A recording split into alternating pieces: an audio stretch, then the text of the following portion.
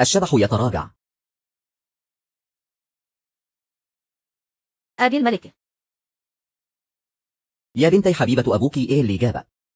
قله مني أنا مشغول جدا الفترة الأخيرة وملحقتش أخرج معاك. تعالي اقعدي.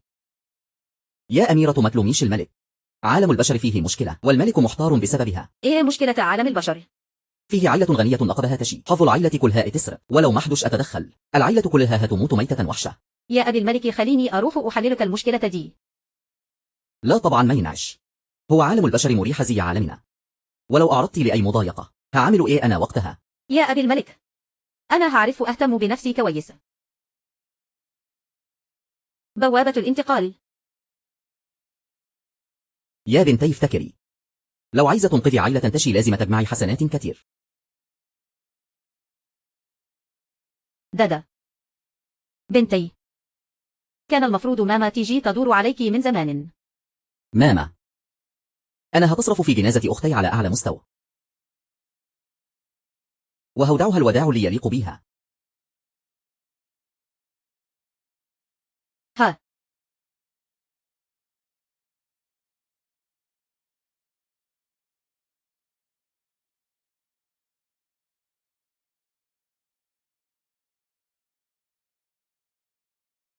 أنا بجد جيت عالم البشر. دادا بنتي الحمد لله إنك عايشة ومموتش.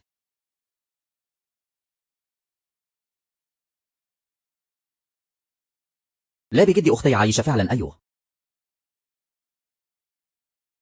ده أنا قمت من الموت. هما أزي مش خايفين مني خالص. مش مهم، المهم إن أختي رجعت عايش. أخيرا لقينا أختنا بعد كل ده. لو أبونا بترني فكرة يجي يأخذها تاني أخوكم هيموته بإيده. العائلة دي طيبة أوى. والدتي هي أكبر مسؤولة عن توزيع المياه الغازية في شرق الصين من عائلة سيكو. هي وإخواتي الثلاثة من يوم ما ضعت وهما بدور عليا على طول. النهاردة بس لقوها في المشرحة ولقوني متجمدة. يا ترى أعترف بهم ولا لا؟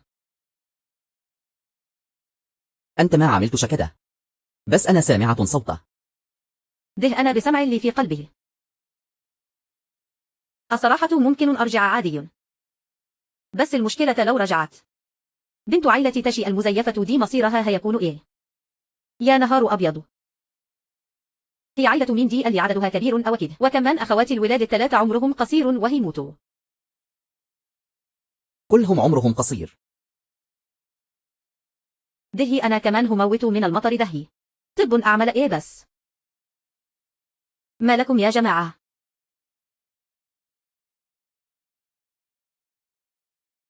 هي أختي دي دجالة ولا إيه؟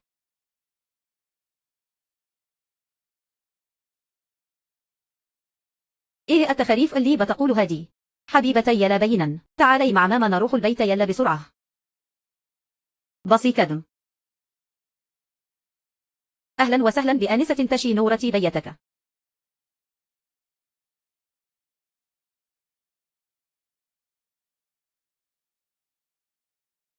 تاتا، كل دي هدوة جديدة ماما جبتها لك. واو تجنن. أنا عايزة ده ودن كمان.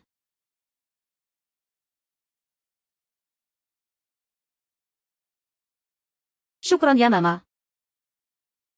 يا خبر استعملت السحر غصب عني. العيلة دي شكلها هتفتكرني عفريتة. ها بنتي زي القمر. ها أيوه فعلا. أصل أختي الصغيرة يعني عادي إنها تعرف حبة خدع بسيطة. الآنسة الصغيرة كانت بتتدرب في معبد قبل كدها. يعني بتعرف شوية في السحر. فمتخفوش منها يعني. وبلاش الكلام ده يطلع بره.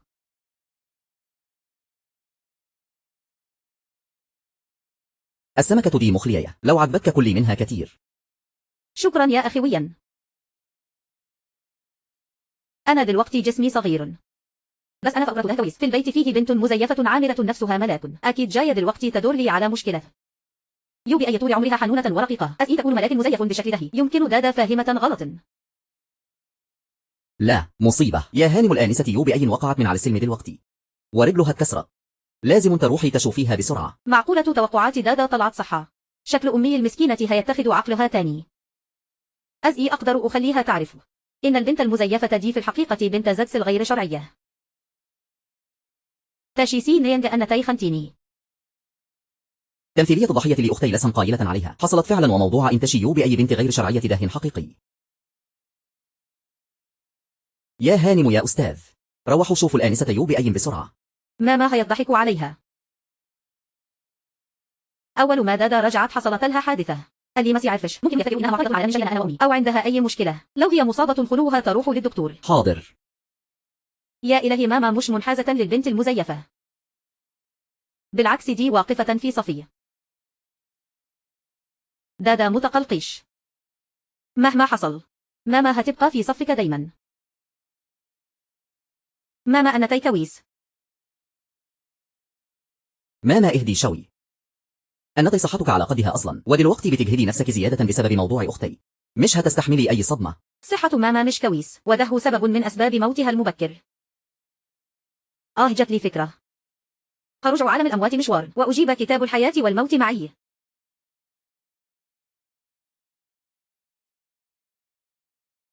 أنتي جاية من عالم الأموات. بطل استغراب وقعد.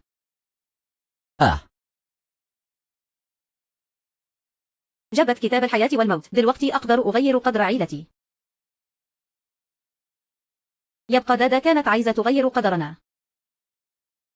دادا دي بويش عائلة سيكو المتوارثة بتاعتنا، بتحمي من الشر وبتحفظك. دي ليكي لازم تلبسيها ومتخلعي هام.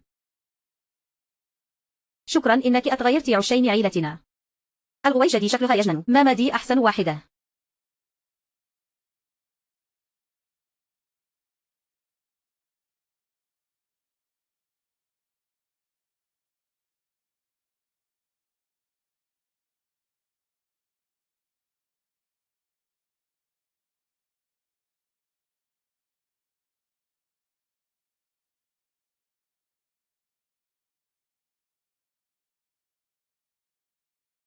يا هانم يا هانم،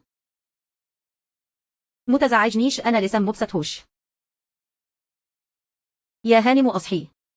الست هانم بتقول لحضرتك انزلي عشين العشاء. أيوب.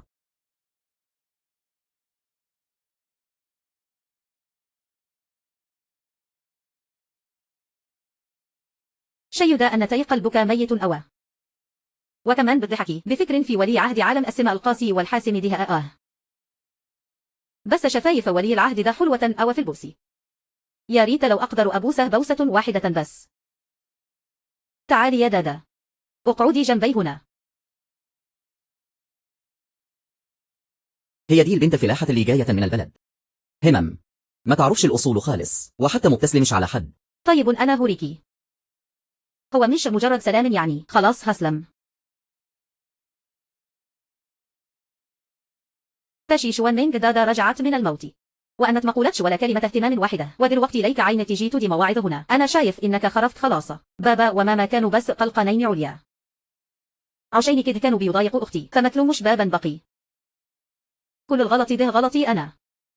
أوعدك إني عامل أختي كويسة بعد كده. ممكن أختي بدأت تستفزني تاني، عايزة تعصبني قدام بابا وماما وأخويا، عشان العائلة كلها تكرهني. ماشي زي ما تحبي يا هانم، أرجوكي بلاش. أنا بكره أشرب الشاي الأخضر. يا دادا أزئي تكلمي أختك كده. لو مش عائجبك اطلعي برهم أنتي. أنتي شاربة حاجة إنها قرد. بقي شوشنج مصاب، وكفاية إنك مش بتروحي تشوفيه، وكمين بتطريقي عليه. أنا بجد مش فاهمة. أنت ليها متمسك بواحدة فلاحة جاية من الأرياف. هي دي تتقارن بيو بأي؟ أنتي بتقولي إيه يا عجوزة؟ بتقولي إيه؟ بقول إنها واحدة فلاحة متخلفة. ما تجيش ضفر يو بأي الصغير. لا بتعرف موسيقى ولا شطرنج ولا فنون، ولا بتفهم في اتيكيت العائلات الكبيرة، وكل يوم شكلها عيانة وتعبانة مرمية في المستشفى. اللي يشوفها يقول جائب لها مرض وسخ منين.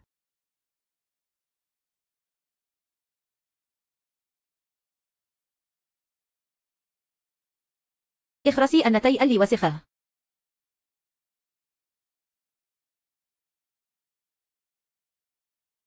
اخرسي أنتي اللي وسخة. دادا دي بنتي من لحمي ودمي، وبسبب إهمالي ضاعت مني سنين طويلة. ودلوقتي يا دوب لسم لاقيها. أي حد فيكم هيفكر بس يهينها أو يأذيها. أنا مش هرحمه. يا نهار أبيض، أمي شكلها جامد أوى وهي فايقة كدهم. أهبل. مستقتوش أمي خالص. اتجنن لسم، هي شوف جنان أكتر. شي شو مينج، اسمعني كويس. إحنا هنطلق. إيه. ماما جامدة أوى بجد. بس للأسف بابايا زبالة دهناني وطماع لأبعد حد من ساعة ما اتجوز في عائلة سيكو، وهو كل همه يأخذ أسهم في مجموعة سيكو، ودلوقتي وهو محقق هدفه مستحيل يوافق على الطلاق. موضوع زي الطلاق ده أزئي يتقال بالسهولة دي بس.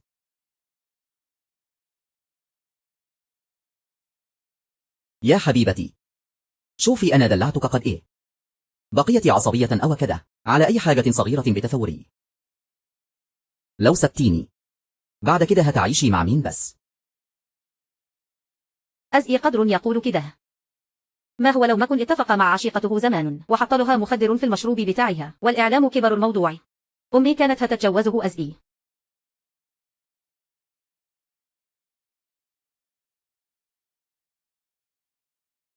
يا أمي. مالك. ماما تعالي أديكي أو ضدك ترتاحي.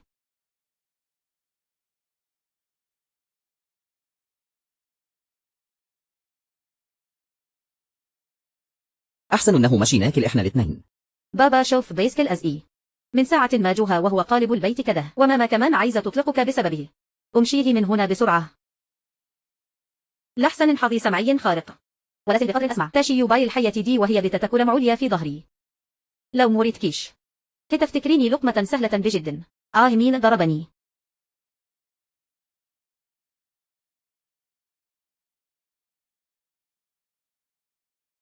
تاشي ده أن صحة. أطلع لي برم. يا خبر. تشي ده مشي خلاص. أزئي يعني هيضربك. خلاص بقي بطلي شك ووسوسة. كل دي تهيؤات منك. بابا. أسهم عائلة سيكو لسه متحولتش. لازم نستحمل شوية كمان. لازم أطلب من ماما تساعدني. لازم نطرد الست خطافة الرجالة دي. دادا أنا آسفة أوى. لسم راجعة وشوفتي كل المشاكل اللي تغمدي. ماما محصوش حاجة. أبويا الواطي ده سبب صداع ماما. الأشكال دي المفروض تنزل الدرك الأسفل من النار، بس للأسف عمره لسه مخلصش. مش هينزل دلوقتي.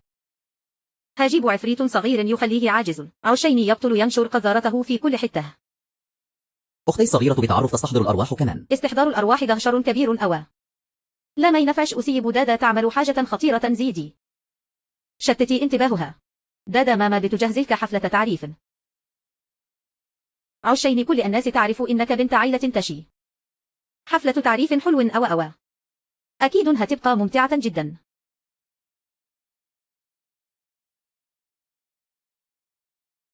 تعالوا وحشتوني أوى. تعالوا. واو، هي دي الحفلات في عالم البشر. أحلى من اللي عندنا بكتير.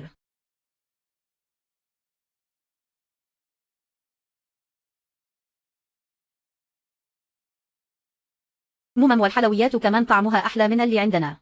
لازم الأخلي والدي الملك ينزل يشوف بنفسه. وانجو أن سامع صوت واحدة بتتكلم. وانجو ممم. أنا سامع صوت واحدة ست بتتكلم لا مفيش. مش ممكن إن أكون تعبونة أوى لدرجة إني بتهيلي حاجة. مم الشاب الثالث من فرع عائلة فو الغنية.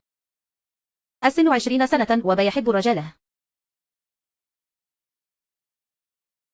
يا نهار أبيض، دي حاجة مثيرة أوى. نائب الرئيس حضرتك كويس. الشاب الثالث ده صحيح شكله وحش بس لعيب أوى. طع بيحب الأسم.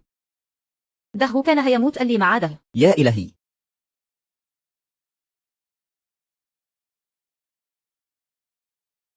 يا أخويا أنا بتعمل إيه؟ ها هو ولا حاجة. إيه ده الأكل هنا وحش أوى. أخوك هيأخذك تأكلي في حتة تاني. ماشي.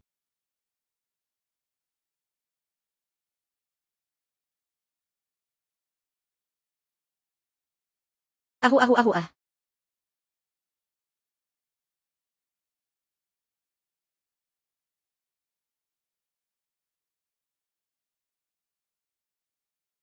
يا نهار أبيض مشده ولي عهد عالم السماء. إيه اللي جابه هنا؟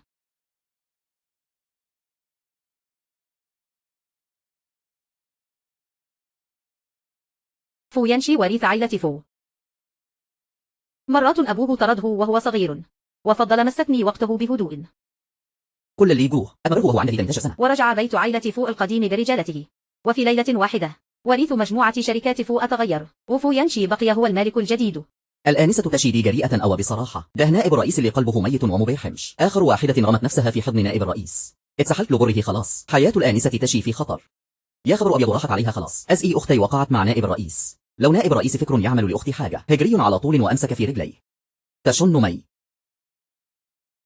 مي. أنت كويس. أنا كويسة. أهلا يا نائب المدير. نائب المدير. طلع ولي عهد عالم سماوي نازل الأرض عشين يختبر، ويقول عليه رئيس قاسي ومبيحمش. يا خسارة، في الآخر هيتغدر به ويموت، وموتته هتبقى أبشع. أول فاونديشن بتاعه شكله يجنن. ملحقت أبوسه الليلة دي. خسارة يموت. يا مي. أزئي تتجرئي تعاكسي واحد متحكم في إمبراطورية غنية زيدي. طب إيه رأيك؟ مي إلا نمشي. أو حاضر. شكرا يا نائب المدير على اللي حصل. البنت دي متكلمة خالص، بس أنا سمعت كلامها. يبقى أنا سمعت أفكارها. الشخص اللي قالت إن موتته هتبقى بشعة هو أنا. البنت دي تبقى يا نائب المدير البنت دي هي بنت عائلة تشي الحقيقية التي لقوها. اسمها تشيدا مي. بعد كده لما تشوفي الناس دي افتكري تمشي من طريق تاني. ليه بس أنا لسه عايزة فرصة أذوق طعم شفايفه.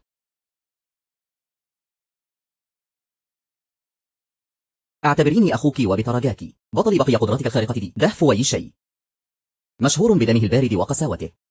أيده من حديد. زمان لما حصلت مشكلة في عائلة فو طردوه من العائلة وبعدها اختف. لكن في خلال سنتين بس قدر بأساليبه الخاصة إنه يرجع تاني، وواجه كل العقبات. وفي ليلة وضحاها عائلة فو بقي ليها صاحب جديد. سمعت أنه حتى قتل ناس قبل كده. ده تقول عليه ملك الجحيم نفسه. زي أبويا بالضبط.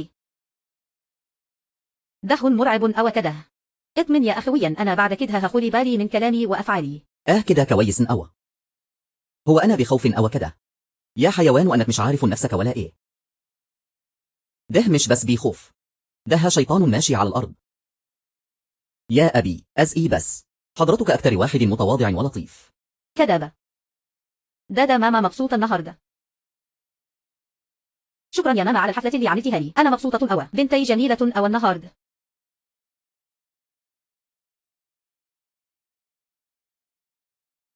يا مراتي ابن عمي العجازة دي هي عشيقة أبويا الواطي ده مش كدهم.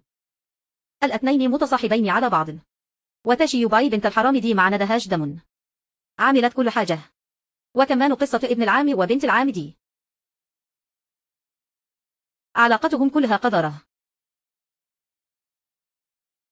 الآنسة تشي تعرف حتى ده. تشي شوي هنينج أنت فعلا قليل الحياة. أزئي تعمل علاقة مع بنت عمك. المضحك إني طول السنين دي ما كانتش واخدة بالي من أي حاجة. أبويا الواطي ده قليل الحياة. غير تشي يوباي الأخت دي كمان مخلف من بره تشي تشينديا، والابن غير شرعي ده وبيجهزه عشين يورث عائلة تشي. ابن غير شرعي إيه؟ يا مرات أخويا يوباي دي متربية معاكي من وهي صغيرة. حتى لو دلوقتي بقي عندك بنتك أقل من دمك ولحمك ما ينعش تفرقي بينهم كده. لازم تجي. أنت مهتم أو بيوباي وبتحب تدافع عنها أو كده. اللي ما يعرفش يفتكر إن يوباي دي بنتك أنت. يا مرات أخويا أزئي يوباي تبقى بنتي أنا. دلوقتي أنت بقي عندك بنتك وبقيتي بتعامليها ببرود أوى. أنا بنبهك بنية طيبة. أنا كنت بهزر بس. شوفك متوترة أزئي وأنتي كمان يا مرات قريبي غريبة أوى. هي دي بقي بنتك اللي من لحمك ودمك بصفتي بنت عمتك. أني هي أول مرة نتقابل. أنا حضرت لها هدية مخصوص.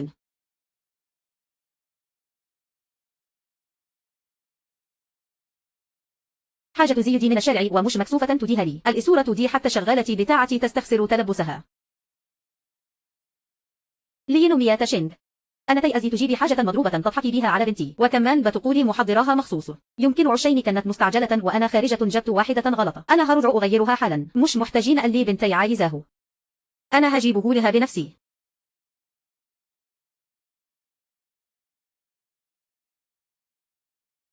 وكلها أحدث موديلات الموسم. مدام سيكو دي كريمة أوى. يا ترى كل ده كلف كم؟ يا بخت الآنسة تشي. أيوة. واو شكرا يا ماما. هيا يلبسي كدم. هو كده شكله لطيف على فكرة. الحاجات دي كانت بتاعتي أنا أصلا، على أي أساس كل ده يروح لتشي؟ الحاجات دي كانت في الأصل ملكي أنا، لا كل حاجة تروح لتشي. ران يا أختي أنا هساعدك تختاري هدية.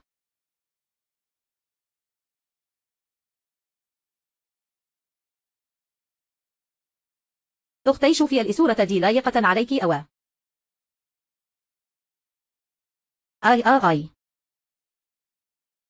يا أختي أنا كانت بساعدك تختاري أسورة بنية صافية. أنتي أزئي تسقيني كده. لو أنتي فعلا مش طائقاني كان ممكن تقولي لي، وأنا مش هظهر قديمك تاني أبدا. تشيرا مش عشيني بأي قلبها طيب. وكم مش عايزة تعتذريلها بسرعة. تشيو بأي أن تيبة تلعبي معي الألعاب دي بقي مش كدم، وأنت كمان أعمى ولا إيه؟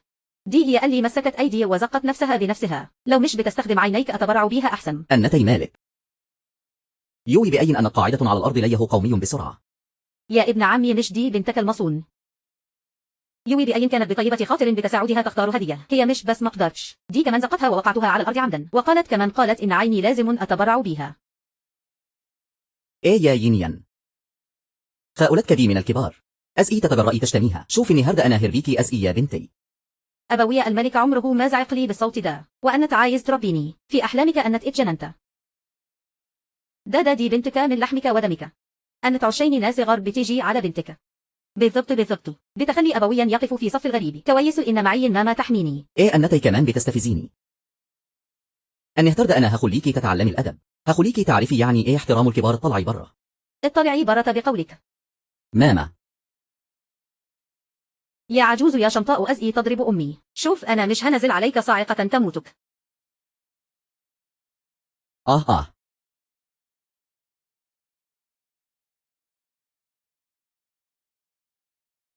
يا ابن عمي، كما تدين تدان، كله سلف ودين.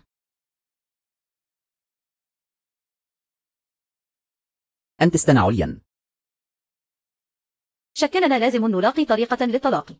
لازم أخلع تشيش ونينج وأخليه يطلع من المولد بلا حمصة، وإلا أولادي هيطيعوا بسببه يلا بينا. يبدو إنه لازم ألاقي فرصة أقابل بها الآنسة الحقيقية دي، أو هو صح. مش لابنة عائلة العيلة تشي كان عايز يتعاون معي على طول. أيوقل يلهم إني وافقت. مفهوم. متشوقة. ماما. ابني التائلة أنت رجعت. نائب المدير أزئي جاه هو كمان. يا طنط سكو، أنا لسه عامل اتفاق تعاون مع تشيلين. عربيتها عطلت في الطريق، فجيت مع أهل بيت نوصل شوية حاجة. أيوتا أتقابلنا تاني. ماما. نائب المدير دلوقتي عميل مهم أو عندنا. صح يا ماما، دي هدية ليكي. شكرا يا ابني. ده بقي أخويا الثالث اللي هيتل كمان شوية وهيخسر أسهمه. هي تقصدني أنا بالليه التلتل. يا تشيلين دي أختك تشيدا. أختي. أهلا يا أخويا التائلة، أنا تشيدا أختك. أهلا بيكي في بيتك. أخويا التائلة صورته قدام الناس ديما إنه مش بيدخن وشاب كويس مالوش في الستات. أبويا لندل ورجالته مشلقين له نقطة ضعف، فقرروا يخلصوا عليه على طول. وفي الآخر يخلوه يمضي على نقل أسهمه لابنه اللي من بره.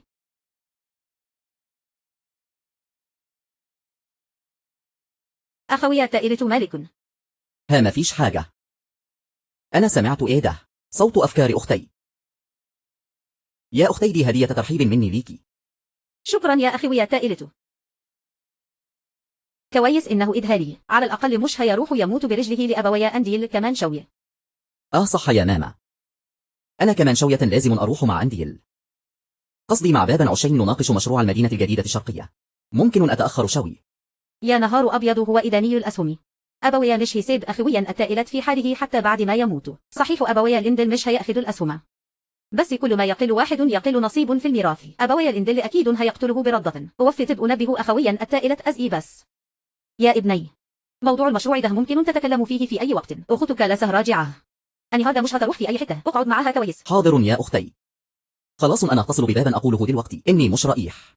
لعبة النهاردة بالليل أبوي الحثالة هو اللي كسبان فيها. كل ذي العشين يخلص على أخويا التائلة. أخويا التائلة حتى لو رفض طلب أبوي الحثالة دلوقتي يلاقي طريقة يخليه يروح برضان.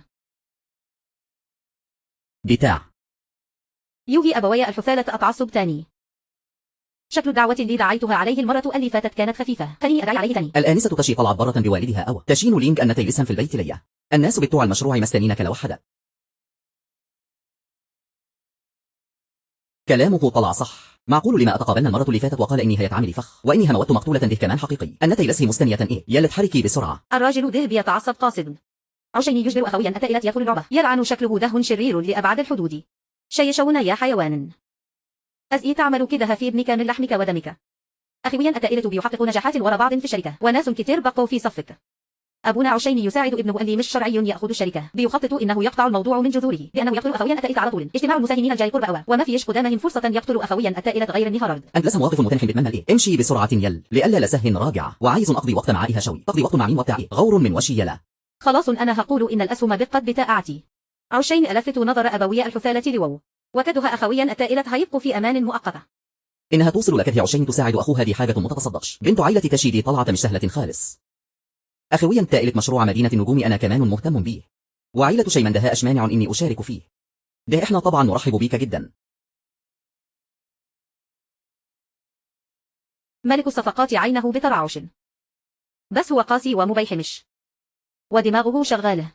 طول ما هو مع الأخ التائلة. الأخ التائلة أكيد مش هيحصله حاجة. عيني بطرف. أنا قاسي ومبرمش. يبقى شكرا يا سيادة النائب. أتفضل يا سيادة النائب. حضرتك جيت هنا أزئي. تعال تعال أتفضل استريح. الضربة اللي تيجي نصدها والسيل اللي يجي نرده. أستاذ شين أتفضل كوباي شاي ده هونج باو بتاع السنة دي. يا واد أنت عمرك ما شربت شاي بالجودة دي. ده هي كتير عليك أصلا مش عطشان ولا عشين الشاي برد. يا جرسون اعمل لنا براد تاني حاضر.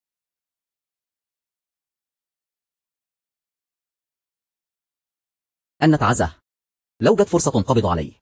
فعلا زي ما دادا قال بالضبط. شي تشين رياو ابن الكلب ده. وأنا اللي كنت فأكره بني آدم كويس.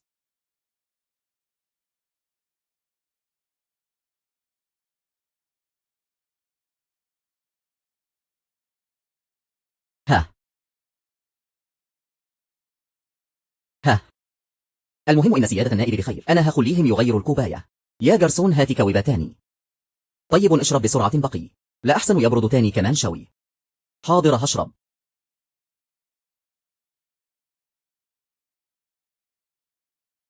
آي ههم. أنا قلت إني ما قدرش أشرب شاي تقيل. دماغي وجعاني أوى. أنا رايح الحمام. إيه يا جرسون روح وصل. أهلا يا أستاذ شي. أنت المهم. النهارده لازم تموت بأي شكل. يا أخويا استخبى أنت الأول. أنا هترف. استن. اللي كانت هنا من شوية دي أختي الصغيرة. قصدي يعني دي أختي. عنده قوة خارقة. لسم مجاش. ما تطلع تشوف. اوعى تخلي حاجة تحصل لتشين لينج.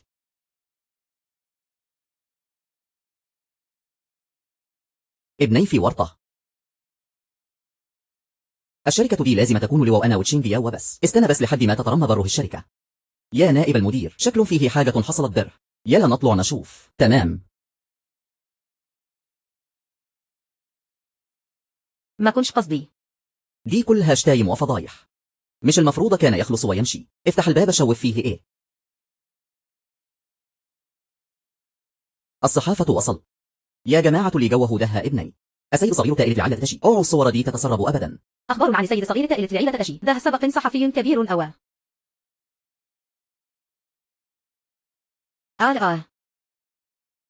تشين دياو. اطلبوا الإسعاف بسرعة. إيه ده هو شيء تشين دياو كان بيحاول يتحرش بالجرسونة وفشل ولا إيه اتقلبت عليه. واحد زي ده ما ينفعش يكمل في الشركة. ده هيأثر على سمعة الشركة. بطلوا تصوير بقي. الموضوع مش كده غورو. يا نائب المدير يا ريس يلا بينا.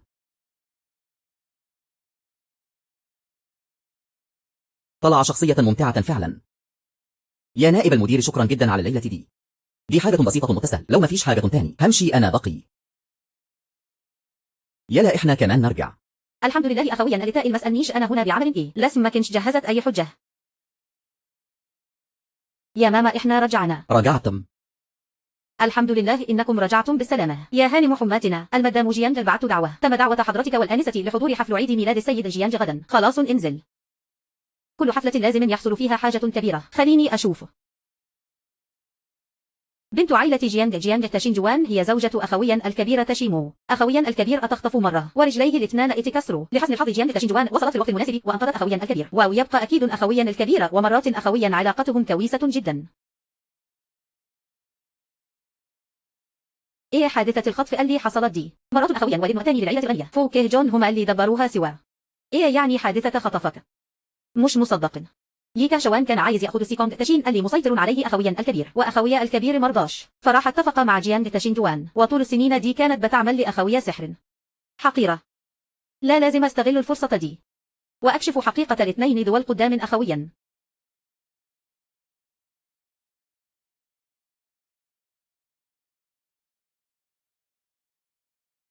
ما يبي أيو.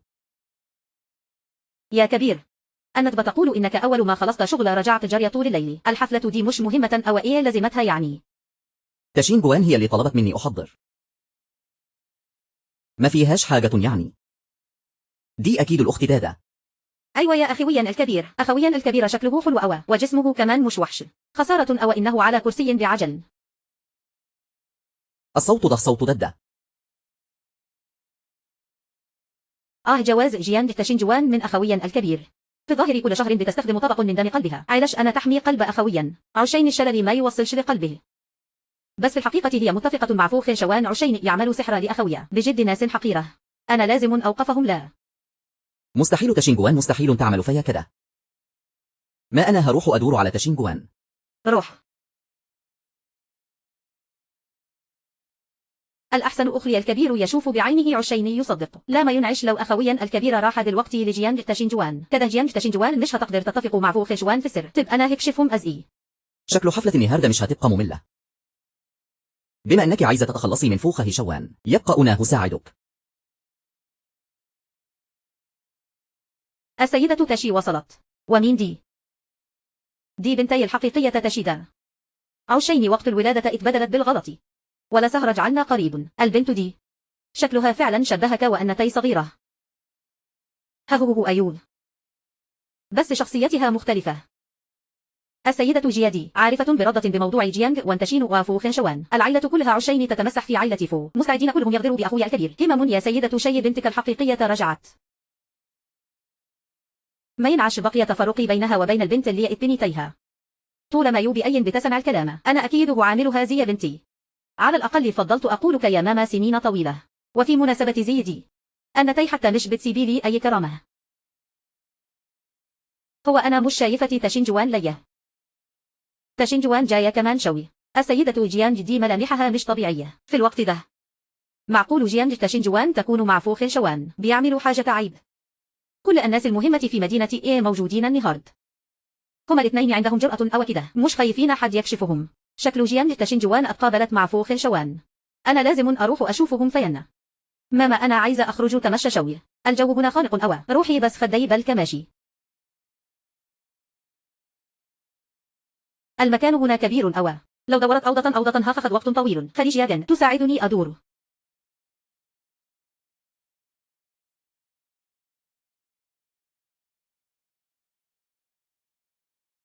طلعوا هنا.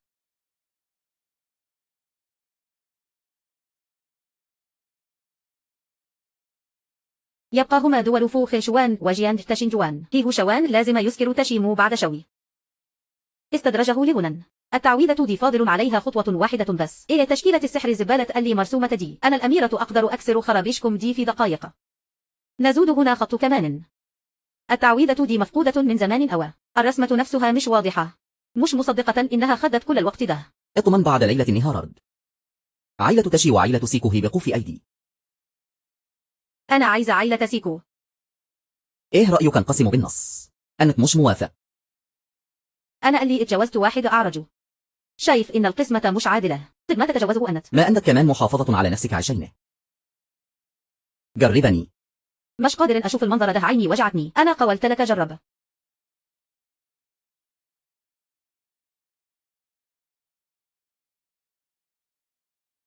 المنشط ده هيخليهم يفقدوا وعيهم أكيد، ويعيشوا ليلة ولا كل الليالي وما يعرفوش إيه اللي بيحص في الدنيا.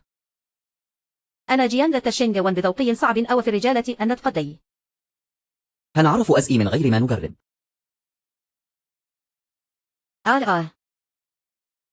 إيه الحر دي كمان شوية الجو هيحرر أكتر.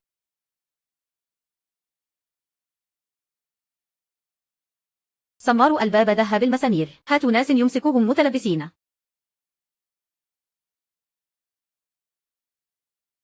طالما هنمسك جيانغ تشينغ وان وفوهيها شوان متلبسين، يبقى طبيعي كل ما ناس أكتر تعرف يكون أحسن. بس أنا ما اقدرش أظهر بنفسي. خلاص بسيطر على أي جرسون وخلاص. تشين وان خانتني بجد.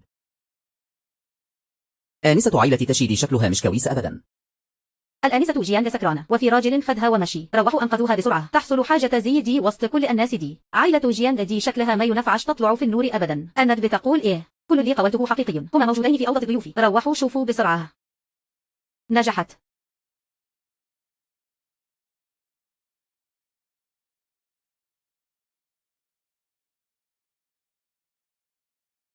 ناس كتير أوى. تشين وان لو اتفضحتي قدام كل الناس دي وكمان بفضيحة، سمعة عائلتنا كلها هتبقى في الأرض. معرفش. بجد إزعاج كبير. يا مدام جيانغ في عز النهار كده. الموضوع اللي في العربية أناها تصرف فيه ومش محتاجين تتفرجوا علينا أكتر من كده. حضراتكم أطفروا امشوا. يا مدام جيانغ ده مش وقته خالص. العامل عندكم قال إنه راجل غريب. ايوه اكيد ارسلوا اليوم ده شخص سيء. افتحوا الباب دلوقتي لسه ممكن نلحقه.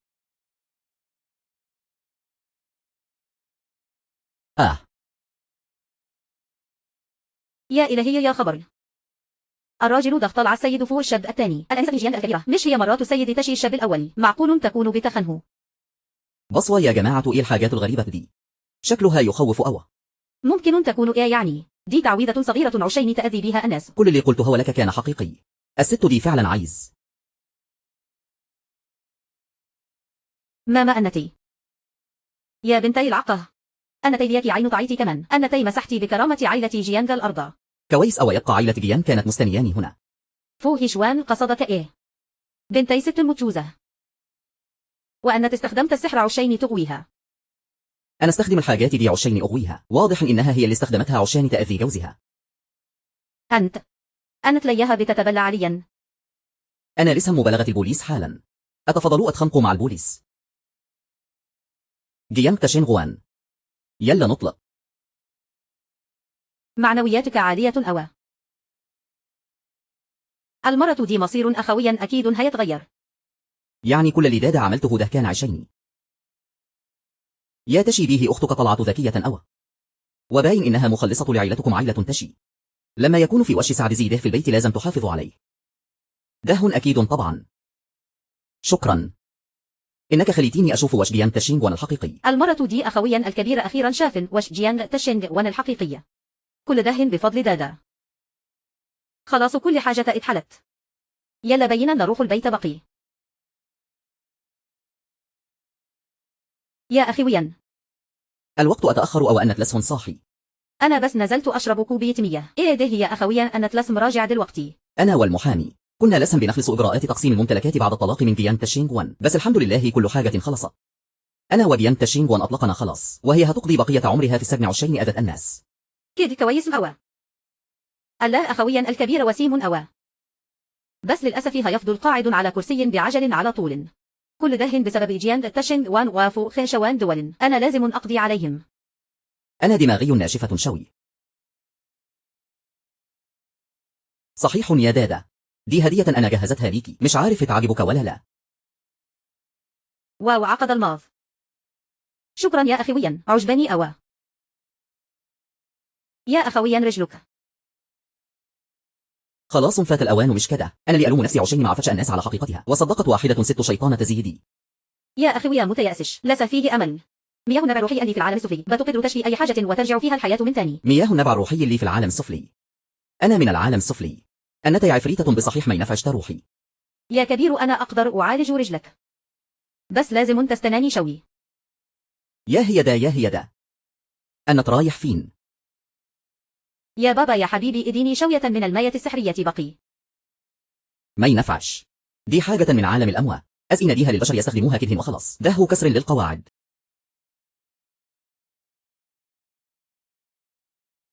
ما أنا بس بحاول ألحق أنقذ أخويا الكبير، وكمان بالطريقة دي هقدر أرجع بدري. هو أنا مو حشتكش. لا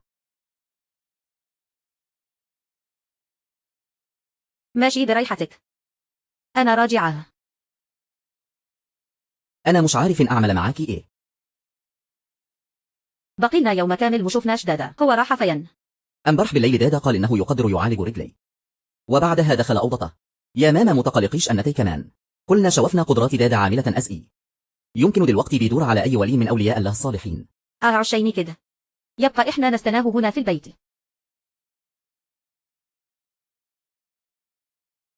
جبت الماية السحرية، رجل أخويا الكبير هتخف.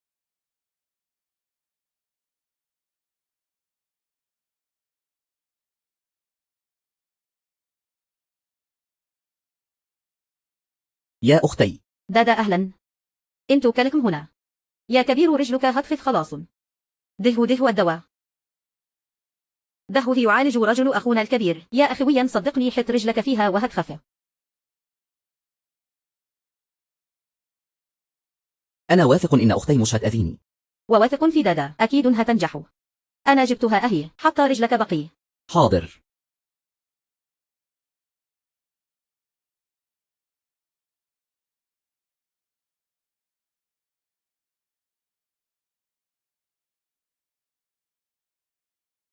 أنا حاسس برجلي. بجد؟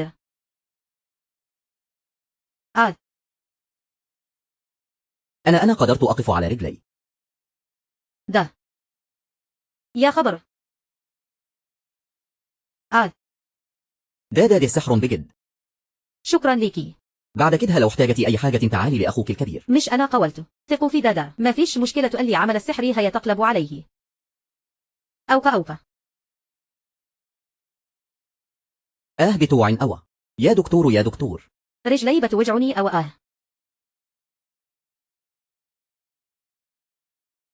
أوه. رجلي بتوجعني أوا. يا دكتور. رجلي بتوجعني أو دادا شكرا ليكي. لولاكي كان أخوك هيفضل على كرسي متحرك طول عمره. يا ماما ده واجبي. صحيح يا ماما، مش عيد ميلاد أختي قرب. المرة دي لازم نعمل لأختنا عيد ميلاد كبير أوا. ماشي.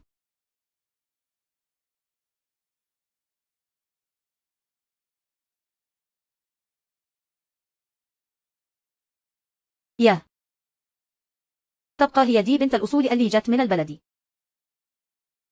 من دول طلعوا تشويلين فينغ من مجموعة تشوي وأمه. تشويلين فينغ دها حياته الشخصية أسوأ من تشين شيان هو، وعنده عيال غير شرعيين ملين الدنيا. يبقى أن دادا بقي.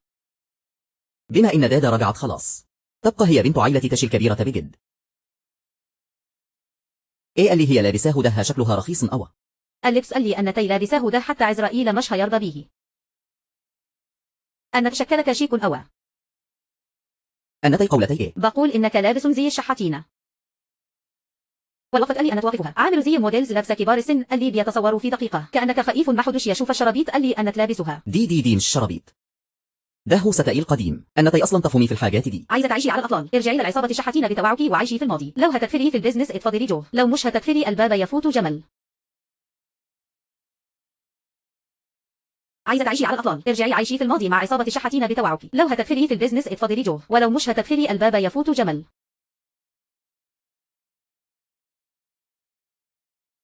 يا دادا. لا يا دادا، خليني أعرفك. أخاف أو تخليني أتعرف على حد. دي دادا من شوية كانت لسهم بتقول علينا شحاتين عند الباب. شكلها كده مش طايقانا خالص. لو مش عاجبك الكلام بلغي البوليس. أنتي يا دادا. شكلك مش كبيرة في السن أو فيه عرسان متقدمين لك ولا حاجة دلوقتي. دي حاجة متخصص عيلتكم طبعا. يا تنطسيكو. وإزاي من قلق بس. شباب البنت الغالي ده كم سنة يعني؟ دادا خلاص استمتعت بحياة عيلتها. مش المفروض بقي طرد الجميل للعيلة. أنا شايفة إن الرئيس وانجو بتاع مجموعة وانجو ده كويس أو ولا يق على دادا بتاعكم خالص. أهو مطلق ومعه علين ها. بس هو راجل أمين أنتي بتقدمي. عريس زيده لبنتي. نيتك إيه بالضبط؟ أنا شايفة إن راجل محترم في منتصف العمر زيده. الأحسن تسيبيه لابنك حبيبك تشويلين فند. لا ابني راجل. متكونيش رجعية كده. ممكن يسافر بره ويتجوز. متأثرش على حرية الأولاد في الحب. لا أنتي. قصدك إيه؟ يا دادا أزئية تبقي قليلة الأدب كده. إحنا جايين بنية صافية نعرفك على عريس وأنتي مبتعرفيش تقدري. صحيح العريس مش غني زي عائلة تشو. بس يقدر يبقى ند العائلة تشو. شكلها ما فيش غير عائلة فو. إيه ده أنتي لسهم عايزة تتجوزي في عائلة فو ولا إيه؟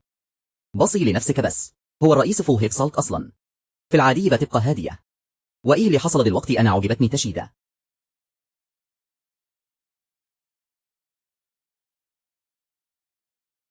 هي عائلة غوب تأتنا فلست عشين يجي الدور على شركة تشوي بتأكم وتبقى ندلبيتنا. لا ده نائب الرئيس هو اللي قال إن تشيدة عجبه. إيه أكيد فيه حاجة غلط. نائب الرئيس ده مجرد فلاح جاء من البلد.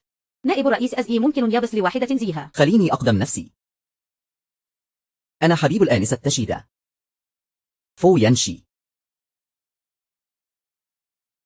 خليني أقدم نفسي. أنا حبيب الآنسة تشيدة فو ينشي. فو ينشي أنت اتجننت في مخك. أنا كنت بساعدك وإذاك عن الموقف صعب وأنت بتقولي كده. خلاص مش مهم هستلف فو ينشي شوية وخلاص. جه وقت القلم على وجهه وطبعا لازم أدور على أقوى وأشد قلم. يا طنتي أنا آسفة. أنا مرتبطة. من عائلة غو اللي انتم متقدروش تطولوها على فكرة أما أنتي بقي. شكلك مهتمة أو بحياة الناس العاطفية. لا ما فيش الكلام ده. يا نائب الرئيس ده كان مجرد هزار مع الكل. سوء تفاهم. من شكلك من شوية ما كن باين عليه سوء تفاهم خالص. مش محتاجين تفسيرات. عيلتنا عيلة تشي مش بترحب بكم امشوا.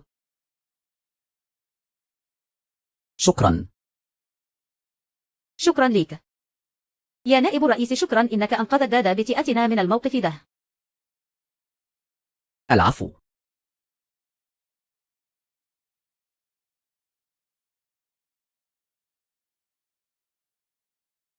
قليلة الأصل دي بعدما بتستخدمني.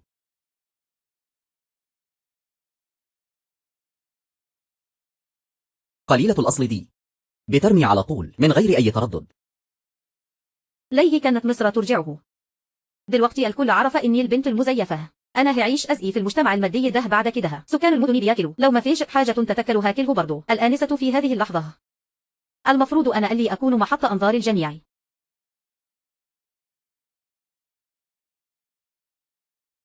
أخو شيلنجي.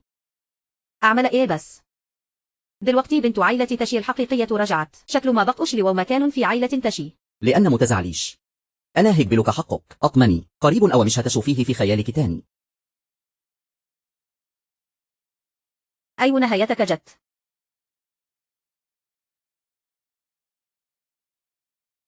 هموت من الجوع هموت من الجوع. نسيت خالصة في الحفلة. ماكلتش كم لقمة على بعض.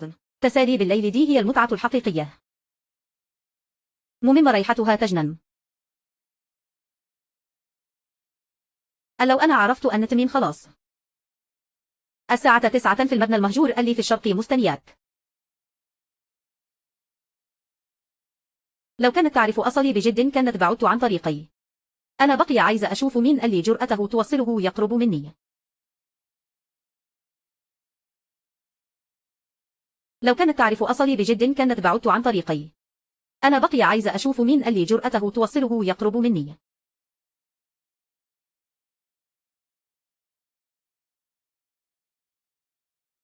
ما تتحركش همم. طالما عزيزين تلعبوا لعبة مختلفة يبقى أنا هلعب معاكم على كبير. بقولك إيه آتلم.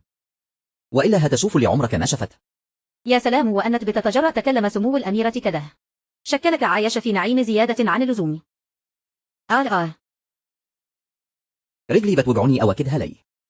إيه اللي بيحس؟ علاش أنا تفكر بس تتحداني. إيه ده؟ دي مصيبة. يا نهار أسود، أنا شفت عفريت. لا مش عفريت، دي أميرة العالم السفلي بنفسها. لفوا عليه. بيجري وخلاص.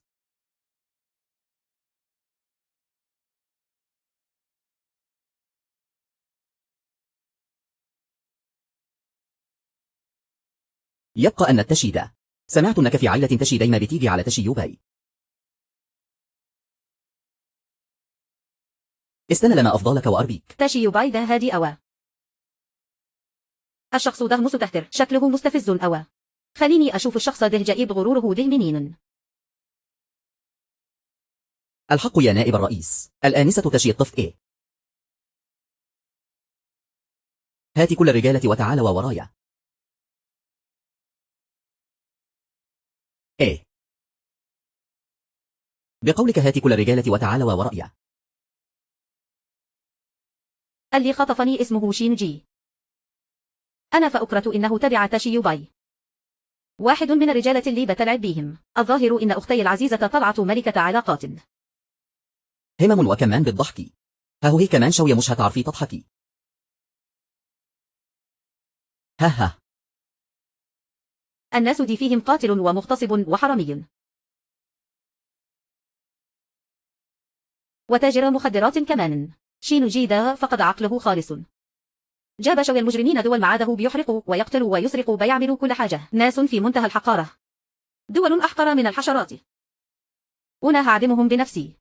لا ما ينفعش. أمور عالم الأحياء مش من اختصاص العالم السفلي، عمرهم لسه مخلصش. خيفت إني ما قدرش أحاكمهم، بس الناس دي عليهم طاقة غضب، والطاقة دي بتستهلك من عمرهم. يمكن لما يفكر يرتكب جريمة تاني. أقدر استفز غضبهم أكتر، ولما عمرهم ينقص ويكونوا على وشك الموت وقتها هقدر أحاكمهم. كويس النهار ده أنا هخليكم تعرفوا يعني إيه لما ملك الموت يطلب أجلك في نص الليل. محدش يقدر يخليك عايش للفجر. النهار ده أنا هخليكم تعرفوا يعني إيه لما ملك الموت يطلب أجلك في نص الليل. محدش يقدر يخليك عايش للفجر. يا رجالة، ساعدتوني خدمة كبيرة النهارده.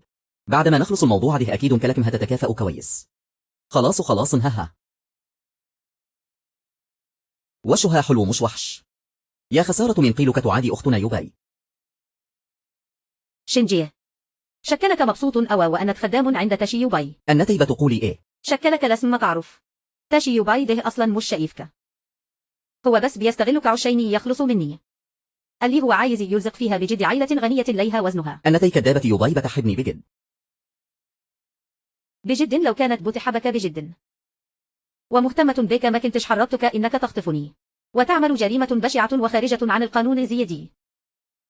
أنت في شهر 10 السنة اللي فاتت ضربت مراتك، وهي كانت عايزة تطلق منك، وأنت تعصبت وفي لحظة غضب قتلتها، ولحد دلوقتي الشرطة لسهم بتدور عليك. النتي عرفتي أزئي.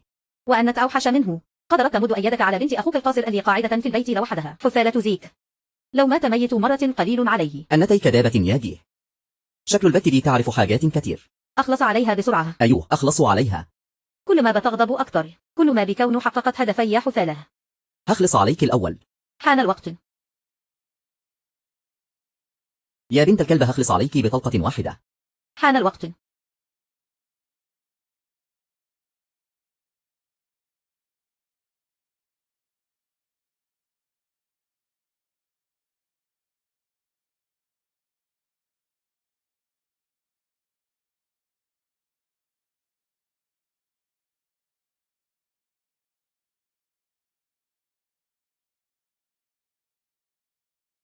إيه؟ الدنيا جميلة أوى، بس للأسف أنتم ما تعرفوش تقدروا قيمتها. طريق الجنة مفتوح قدامكم وما تمشوش فيه، وجهنم ملها أشباب ومصرين تدخلوا. يا جه قلب الديبة تعمل حركات جن وعفريت. يلا يا رجالة نهجم عليها سوا.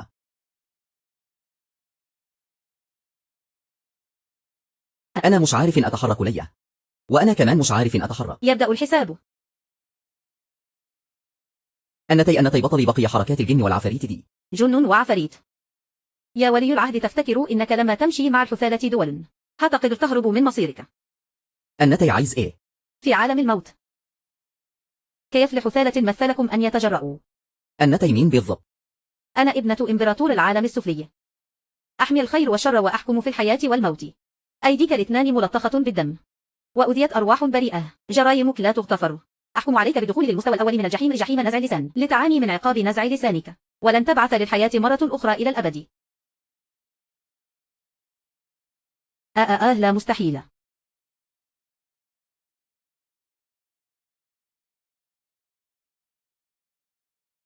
ده مش حقيقي.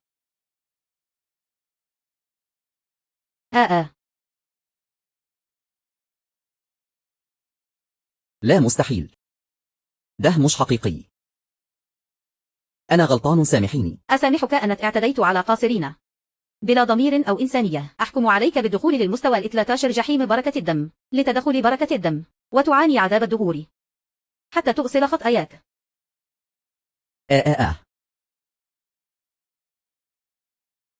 يا سيدتي، إحنا غلطنا، سامحينا. واتصرفي مع عاده هو كمان.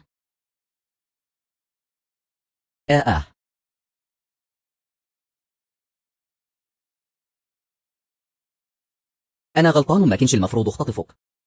وإزاي ممكن أنساك أنت؟ الليلة دي غير موضوع، إنك خطفتني. ما فيش أي حاجة تانية حصلت. دلوقتي تروح القسم تسلم نفسك، مفهوم؟ أنا خطفت حد، وجريمتي كبيرة، لازم أسلم نفسي.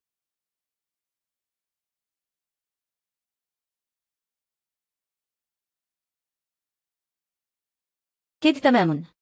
الأشرار كلهم اتعاقبوا، يلا نروح البيت. تنج أن تيفيا. ده صوت فوينشي. فوينشي، أنا هنا.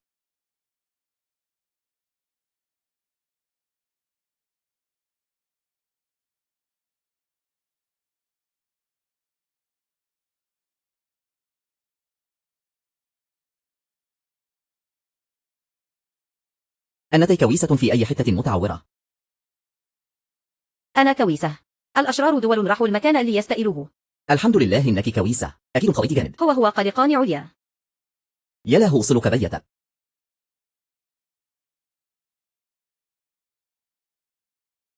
الحمد لله إنك كويس، خطيني عليكي.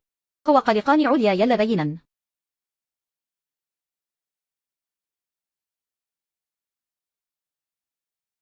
هنعم إيه؟ يا بابا، أنا دورت في كل حتة في البيت ومش لاقي يا أختي خالص. يا ماما، أنا دورت في الطريق كله وأنا راجع وملقتهاش. يا ماما، أنا سألت كل الناس اللي في الحفلة، كلهم قالوا إنها مشيتش. الوقت تأخر أوى. دادا ممكن تروح فين؟ بس هي عمرها ما تمشي من غير ما تقول كلمة. أكيد حصلها حاجة. يا ماما بس متقلقش، بس يمكن أختي خرجت تتفسح ونسيت الموبل. أيوه بالضبط، البنت دي مستهترة أوى، تخرج من غير حتى ما تدين خبر. اخرس ماما أخويا. دادا أنتي لسم راجعة دلوقتي، كنتي فين؟ مستحيل. أزئي دادا رجعت سليمة كده. يا أختي، أنتي تعبانة أو جعانة؟ قولي لأخوك بسرعة، هو حصلك حاجة وأنتي راجعة في الطريق؟ أيوه، أنا أطفت. إيه، أنا بالصدفة عرفت إن الآنسة تشي في ورطة الليلة، ولما وصلت هناك لمحت واحدة طول عمرها تابعة لتشي يوباي اللي هي شينجي. كانت أنت اللي دبرت عملية الخطف. لا مش أنا. هو أنت اللي دبرت عملية الخطف. لا مش أنا.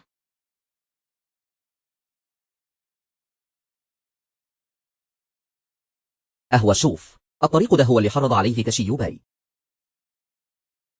ليه بعد ما عطلتك كل السنين دي تيجي ناحية بنتي أنا؟ آنسة تشي اللي جاده كله أمور عائلية، وأنا مش هينفع أتدخل. تمام، شكرا ليك على الليلة دي. البنت الصغيرة دي بجد مش هتحق والتخليني أقعد. يا نائب المدير، أنا هوصلكم. يا كبير، أنا اتولدتني. دادا أكيد أرعبت الليلة دي. خذوا أختكم واطلعوا فوق ترتاحوا.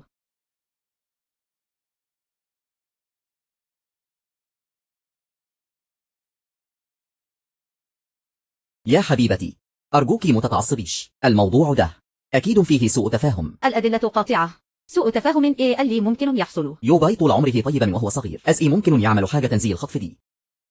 طالما بتقول إن فيه سوء تفاهم، يبقى نبلغ البوليس. نخلي الشرطة تحقق. لا متكلميش البوليس أرجوكي، هو بس كان متلخبط لحظتها. ما إحنا ممكن نتكلم بالراحة، ليه لازم نبلغ البوليس؟ يعني أنت عايزة تشوفيه وهو يتحبس في السن، الصغير ده في السجن.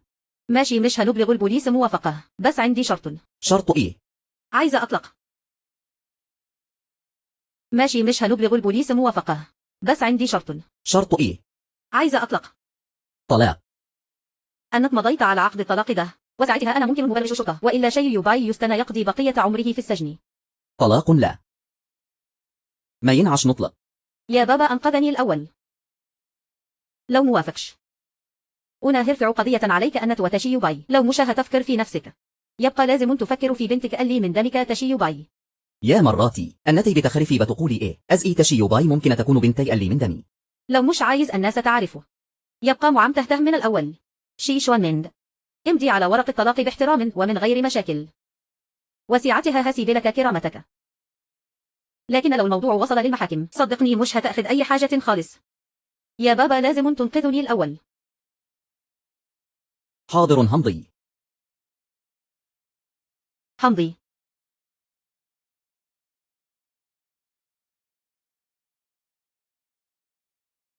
خدي. كده ارتحتي. من النهاردة وريح، عائلة سيكا وعائلتكم تشي هيبقوا أعداء ليوم الدين.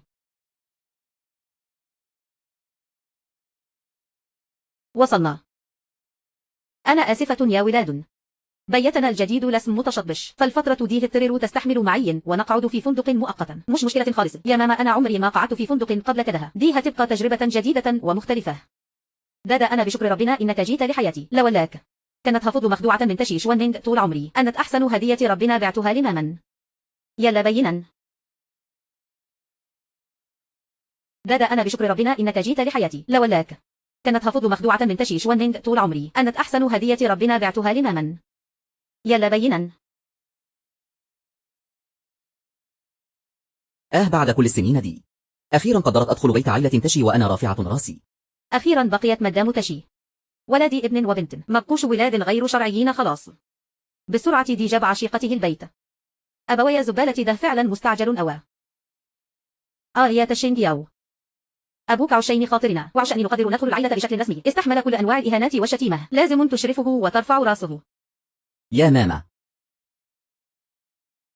أنتي وبابا، أنا فاهم كل الظلم اللي عشته السنين دي. أنا أكيد هرجع عائلة تشي لمجدها تاني، وسعتها هدوس على عائلة سيكو برجلي. فعلا ابني حبيبي.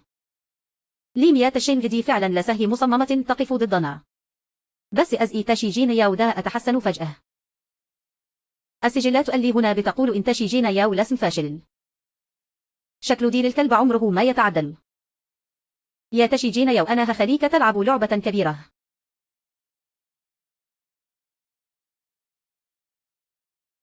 وهتفرج عليك وأنت بتدمر نفسك. يا شوان مينغ سمعت إن تشينجياو مؤخرا خلص صفقة كبيرة هزت المدينة كلها. الكلام ده بجد؟ أيوة متوقعش إن ابننا تشينجياو يطلع عبقري في التجارة. طبعا ابننا تشينجياو كان بس ماشي في طريق غلط. الواد ده دماغه شغالة أوى. بوجود تشينجياو معانا بعد كده عائلة تشي أكيد هتزدهر، وسعتها هنخلي سيكو لينفو دي تندم أشد ندم. أنا عايزها تندم، عايزها تعرف إن عائلة تشي من غيرها هتعيش أحسن من الأول بكتير. اطمن يا حبيبي، إحنا هنبقى أحسن. يا ميا تشينغ، بما إن عندنا عبقري في التجارة زيادة، أنا قررت أسلم كل مشاريع عائلة تشي الكبيرة لتشينغياو. هو أكيد هيديرها أحسن مني. ابننا تشينجياو أكيد مش هيخيب ظنك. أنا قرر إني أسلم كل مشاريع عائلة تشي الكبيرة لتشينغياو يديرها. أكيد هيديرها أحسن مني. هو تشينجياو بتاعنا مستحيل يخيب ظنك. ها ها ها ها. لي بيه ها ها ها. انتوا أزئي جيتوا هنا، إحنا كان صاحب من زمان، بقينا كتير أو متقابلناش، فقولوا نيجي بيتك نطمن عليك ونفتكر اللي فات. إيه هو إحنا مش مرحبين بينا ولا إيه؟ لا طبعا، إيه الكلام ده؟ تعالوا لازم أحييك. جينا وخلاص، بلاش رسميات يا جماعة، اتفضلوا اقعدوا. ههو أتفضلوا يا لي بيه، أتفضلوا أتفضلوا أتفضل.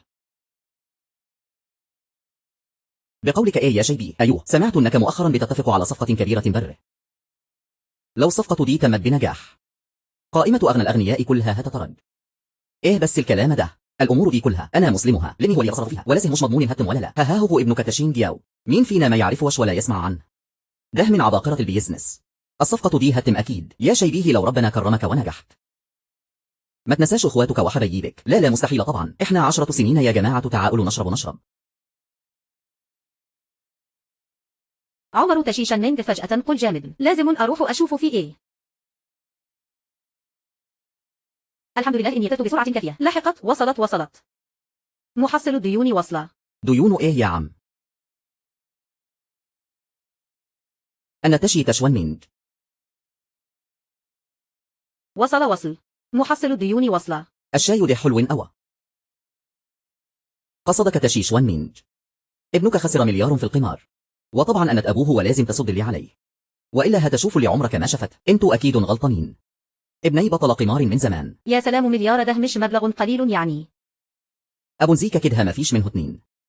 عشان أكون صريحا عارف تشي تشين دي وما فيش يوم بيعدي عليه من غير ما يروح صالة القمار. ابنك ده لو بقي تراب هعرفهم. أستاذ تشي إحنا عندنا شغل لازم نمشي. حضرتك مشغول بقي يا أستاذ تشي. أنا هوصلك يا ليتيان مينغ. الاثنين دول طلعوا بيفهموا في الأصول. لو مدفعتش المليار ده انست إن البيت ده بتاعك. وهات بقي كليتك على قلبك يسد معانا في الحساب. لا أنا لسهي مدي ابني 30 مليون. هو معاه فلوس اسألوه وأخذوا من كلام فارغ.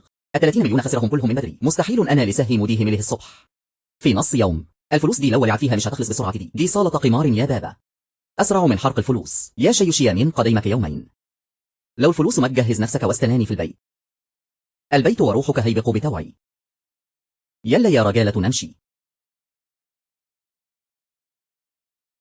إيه الملل ده؟ ما تمدوا إيديكم وتضربوا.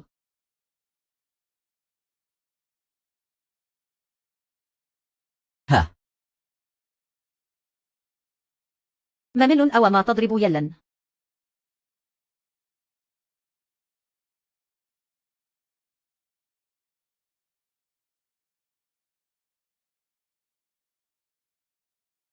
يا بابا الحقني. الناس دي كانت عايزة تموتني. قولي. أنت أخذت الفلوس كلها ورحت لعبت بيها قمار. قولي. كانت فأكر إني هكسب بس هم اللي غشوا. ضحكوا عليا وأخذوا كل فلوسي. بجد مش غلطتي أنا. يا بابا المدمن، عمره ما بيشوف إن المشكلة فيه. مش أنت كنت العبقري. أزئي بقيت عاملة كده دلوقتي.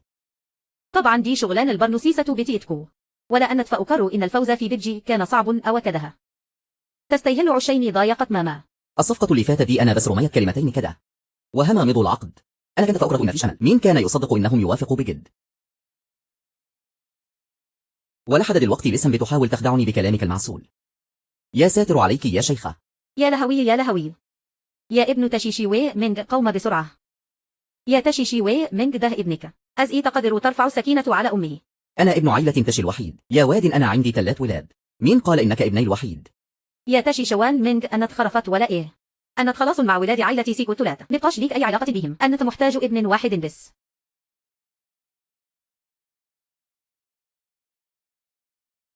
يلا يا ابني سيبك من العجوز الخرفان ده.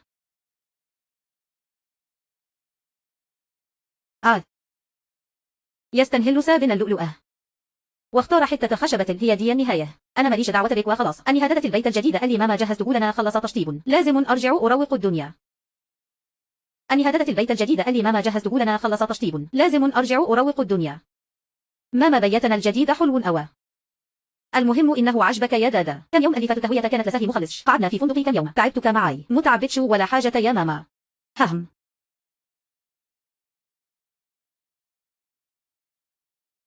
كده تمام أوى. ماما وأبويا الإندل سبوا بعض خالص. أبويا أندل أبوه وابنه فلسوه. مصير عيلتي المفروض يكون أتغير تماما. يعني لو حسنها كده مهمتي المفروض تكون خلصت خلاص. بس ليه بابا لسم مستدعنيش أرجع. هو أنا فوتت حاجة. مش ممكن. مصير عيلتي كلها أتغير. استنى. أزئي في خانة وزارة الحرب لسه فيه زوج. معقولة لازم أتجوز جوزي المستقبلي. عشيني أعتبر كملت المهمة بالكامل. إيه؟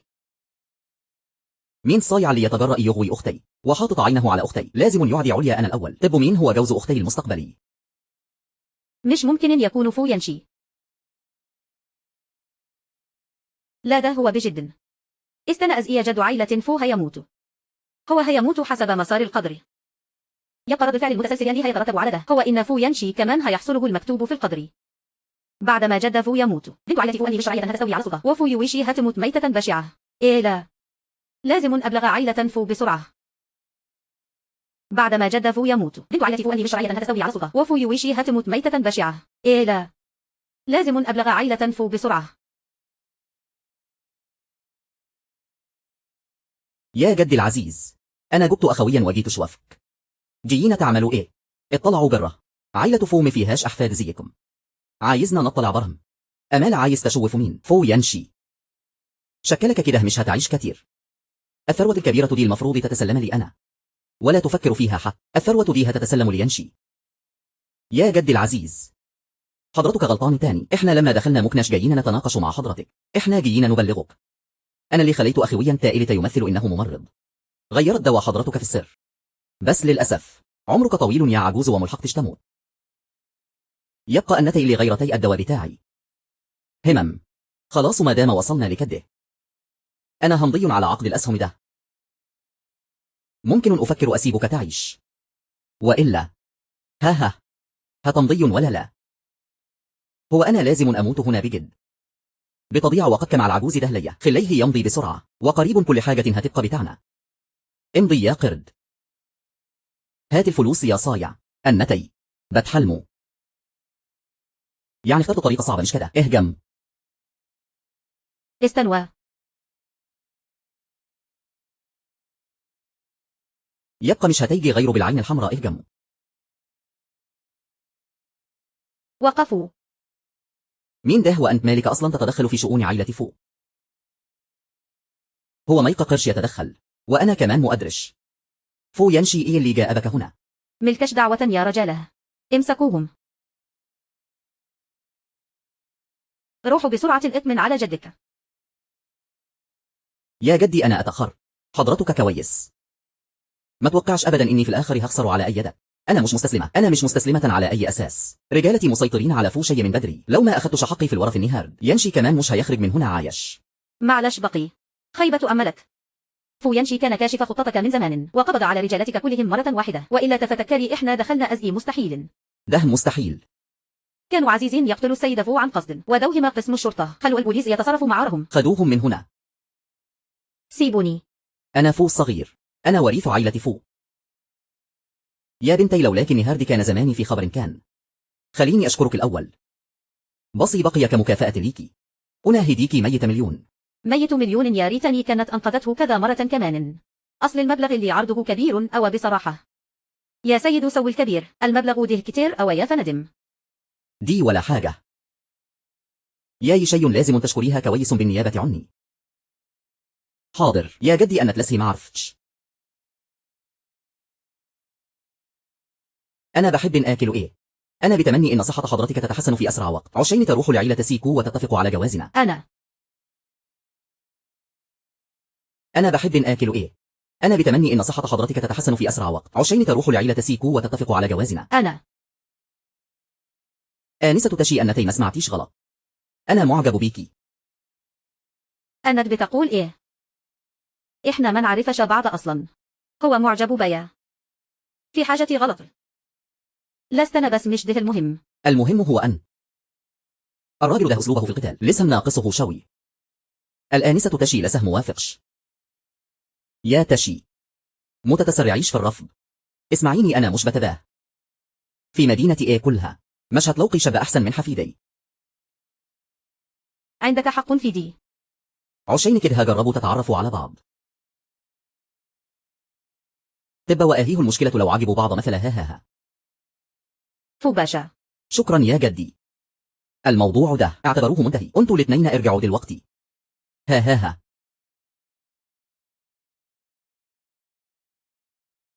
نائب رئيس توشيدا فو هيشوان وفوجيان. الشرطة هناك مش عايزة توجه له تهمة. لا يقولون إنها كانت مجرد محاولة. هيحبسوه كم يوم وخلاص. روح خلص عليهم في الكام يوم دول. حلفاء فو هيشوان وفوجيان اللي في الشركة. استنى لحد ما يخرج من السجن، ولما يفتكر إنه هيقدر يرجع يقف على رجليه تاني، أعلن للكل فورا إن عائلة فو قطعت كل علاقتها بفوجيان. أمرك يا رئيس فو هنفذ حالا.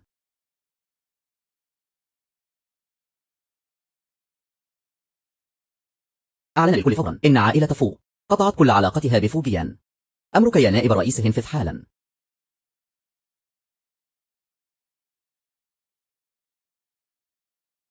فو ينشي على أي أساس يطردني من عائلة فو، وكمان لغالي كل كروتي. هو فأكر نفسه مين ده يا ابن مش ده بتاع عائلة فو. السيد الشاب التائلة شكله وسيم فعلا. يا ريت لو أقدر أوصل له. سيد فو الشاب، أنا بنت عائلة تشي يوباي، أنا معجبة بك من زمان. يا ترى ممكن يكون في فرصة نكون أصحاب؟ مش دي بنت عائلة تشي المزيفة؟ أوها بنت عائلة تشي يعني؟ أكيد ممكن.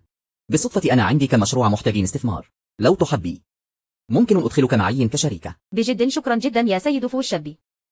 أنتي عارفة مشاريع عائلة فو مش بندخل فيها أي حد غريب بسهولة، عشان كده هتقدري تستغل الفرصة دي ولا لا؟ ده يرجع لك أنتي. فاهمة. أي مشروع من مشاريع عائلة فو بيكون بمئات الملايين، لو استثمرت بقيه ساعتها أكيد هنكسب مكسب ما حصلش. ألو يا ماما، حولي بسرعة كل فلوسنا. أيوه دي فو الشاب، هيا يخدنا معاده في شغل. أنتي قريبة من هنا. تمام، هستناكي. يوبي فو الشاب مش كدم. الكارت ده فيه كل تحويشة عمرنا، كلهم 20 مليون. أتفضل حضرتك. تمام استنوى مني أخبار. شكل كده تاشي يوباي هيضحك عليها في شغل من فوجيان. بس فوجيان دي أصلا مطرودة من عائلة فو، مستحيل تاشي يوباي تكسب من وراها أي حاجة. أنا بقيها تفرج على المسرحية وهي بتبدأ. أفكار أختي الصغيرة لسهي مسلية زي ما هي. يا ترى شكل أبوي ليندل هيبقوا إيه لما يعرف أن فلوسه راحت على الفاضي؟ تاشي يوباي، لازم تأخذي أبويا أندل معاكي في سكة الندامة دي، الموضوع شكله هيبقى ممتع أوي.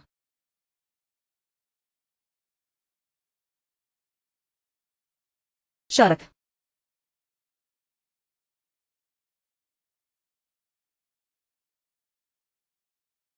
تاشيدا. إيه ده بدو فلوس للناس ومبسوطين أوي كده.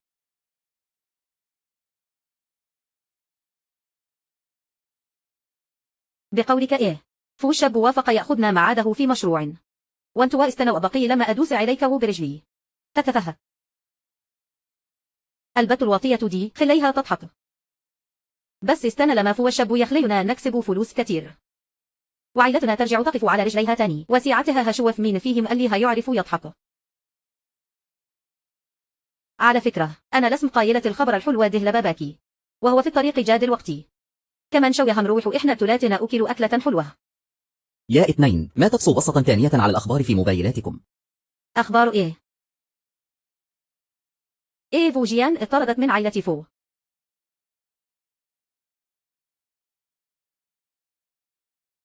ده مش حقيقي. مية تشيان فيه إيه؟ أنا كنت لسم بوصل طلب، شفت في الأخبار على الموبل إن السيد فو الثالث اطرد من عائلة فو. تب فلوسي كلها راحت في داهية، صح؟ أتكلم أنطق قول حاجة. 20 مليون 20 مليون كلهم راحوا.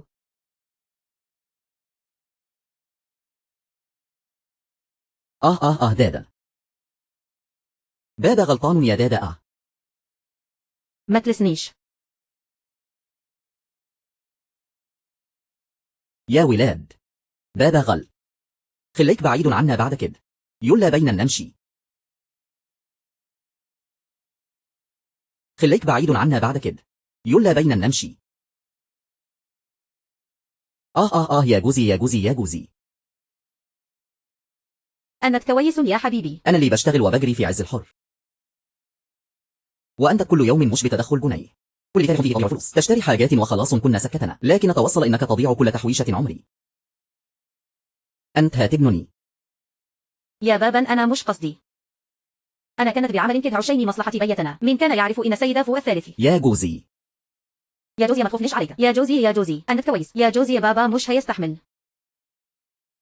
مصمم يروح العيلة فو ويرجع الفلوس منهم لي بأي أوفي. اللي بيحص ده بس يا جوزي. فوجيان، ولا سهليك نفس تقعد تشرب شاي هنا. أنا شفت الأخبار خلاص. عائلة فو وأنت يا ابن الحرام قطعوا أي علاقة بيك. رجل 20 مليون جنيه بتوعي دي كانت كل مدخرات عائلتنا. فكر في الموضوع كويس، مهما عمل فيا فو ينشي ده. أنا برضة السيد الصغير العائلة فو بين صلة دم، وإيه يعني لو طردني من عائلة فو دلوقتي؟ أنا هرجع عاجلا أم آجلا؟ دلوقتي أنا فو ينشي عامل عليا لعبة، وموقفي ضعيف مؤقت، بس لو أنت وافقت تساعدني لما أرجع عائلة فو أكيد هتشيلك الجميل ده، وسعتها 20 مليون دول هي بقوة ولا حاجة. أم كلامه فيه وجهة نظر؟ مهما كان هو برضة من نسل عائلة فو.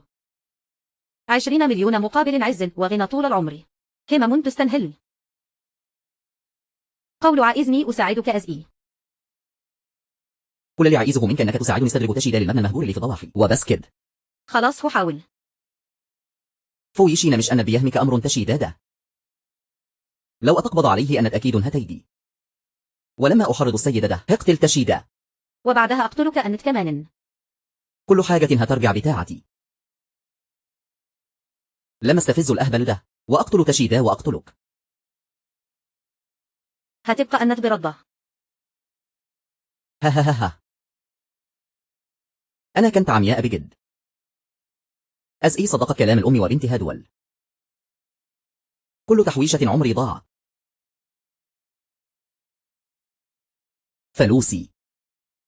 فلوسي راحت يا ناس. لو كانت دادا وأمها هنا. فلوسي ما كنتش هتروح للغرب كدم على الفاضي. الرجالة كلهم ما فيش فيهم واحد كويس أبدا، ولحد دلوقتي لسم بتقابل ستات برا. همم يا حبيبي بقيت أحسن. قوم خد يدو بتاعك. مش كل ده بسببكم نرفستوني. يا حبيبي إيه الكلام اللي بتقوله ده بس. أنا ويو بأي مش كل ده عشيني مصلحتك برضة همم. أزئي أنتي لحد دلوقتي ندمنت إنك سبتي الأم وبنتها الكلاب دول وعايشة معي. إيه لازمة الكلام ده دلوقتي؟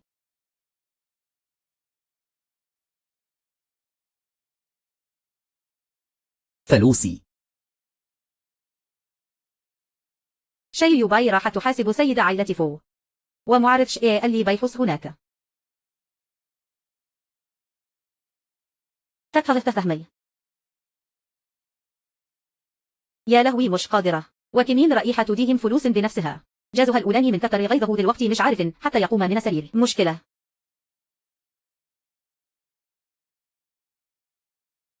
هو الواطي ده يستاهل اللي يجرى له.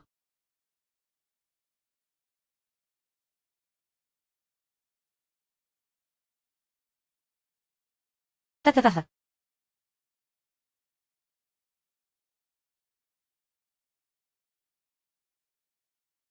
تعال كل شيوباي شيدة. نتقابل بكرة الساعة 9 في مبنى عائلة تشيل المهجورة. عندي حاجة عايزة أوديها لك.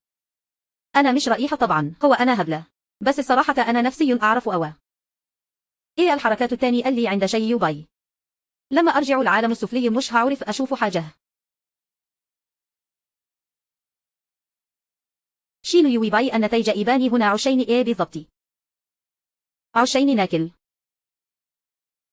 أنتي أكيد مبسوطة دلوقتي. خدت مني كل حاجة كانت بترعتي أنتي كويسة.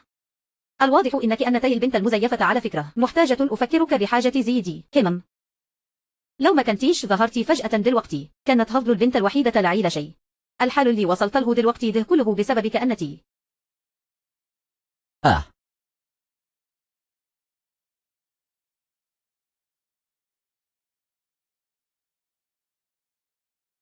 يا فندم رجالنا بيقولون إن الآنسة شي دخلت المبنى المهجور اللي جوه لوحدها. شكلها جاية تقابل شي يوباي. ورجالتنا فين؟ هما وراها على طول. مش يخلو الآنسة شي تتصاب بأي أذى. إيه. يا فندم طالما حضرتك قلقان على الآنسة شي أو كده متروحش بنفسك ليا. دي فرصة عشان تبقى البطل اللي بينقذ الجميلة. الآنسة تشي أكيد هتقع في حبك. بطل بينقذ جميلة. المكافأة هتخصم كلها. أنت لسه واقف يلا روح بسرعة. لازم نعمل مشهد بطل ينقذ جميلة ده. الآنسة تشي أكيد هتقع في حبك. إنقاذ الأبطال. المكافأة هتخصم كلها. أنت لسه واقف يلا روح بسرعة. اللي أنت فيه ده كله بسببك أنت. واضح إنك أنت اللي جبته لنفسك. إليك عين تقعد هنا طول اليوم مليان غضب. ما فيش أي اهتمام خالص. شكل كده قبل ما أرجع للعالم السفلي. مش هشوف أي حيل جديدة من البشر. روح في داهية يا تشيدا. نانا خدي بالك. فوي شيء أنت بتعمل إيه هنا؟ تتجرأ وتتلقى الطعنة بدالي. في اللحظة اللي كان فيها في خطر عرفت إني خلاص وقعت. جسمي كان أسرع من عقلي. ولما استوعبت كان خلاص. أفيتشي.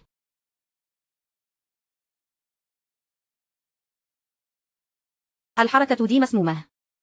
البشر العاديين دايما بيدوروا على مصلحتهم ويتجنبوا الأذى. فويا شيء بتواجه الصعاب بالشكل ده. فويا شيء وعتنام. مش هخلي حاجة تحصلك. فو شيء اوعى تنام. مش هخلي حاجة تحصلك. يا نائب المدير يا آنسة. يا مساعد هو انجمتخ يشتشين يوبا يهرب. ده كان بيحاول يقتل عمدا. سيبوني، ده واحد تاني هو اللي حرضني أعمل كده. اخرس. الشرطة هي اللي هتحدد إذا كنت مظلوم ولا لا.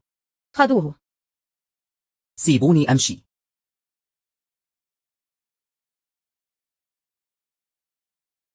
فو ينشي اوعى يحصلك حاجة.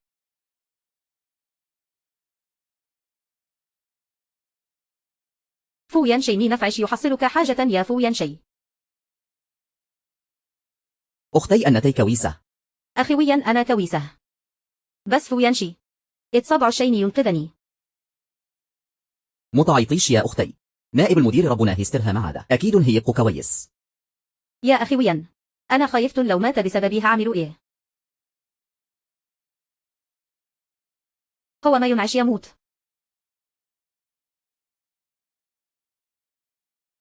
يا دكتور.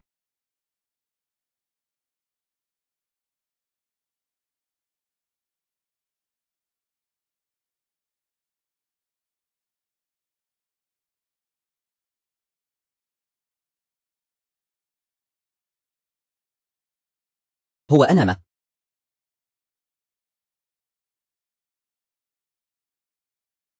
اطمن، عالم الأموات مش هيقبلك. أنت المبعوث الأسود. بالضبط يا سمو ولي العهد. أجلك قد حان.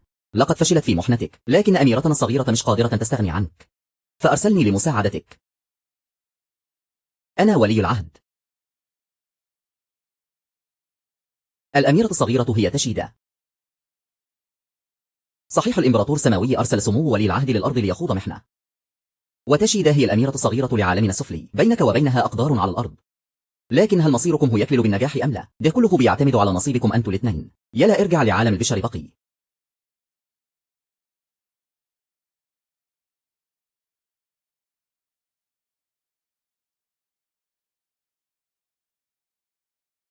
طيب بص بنفسك.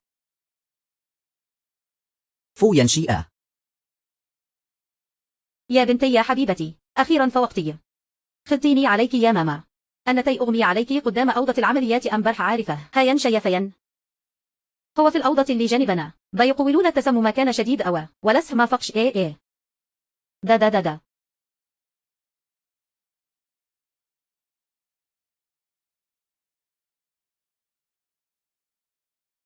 ينشي أنت أزئي أهبل كدها.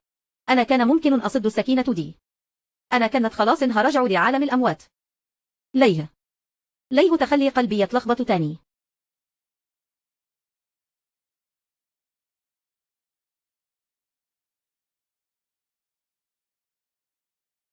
فو ينشي أنا مش هسيبك تموت.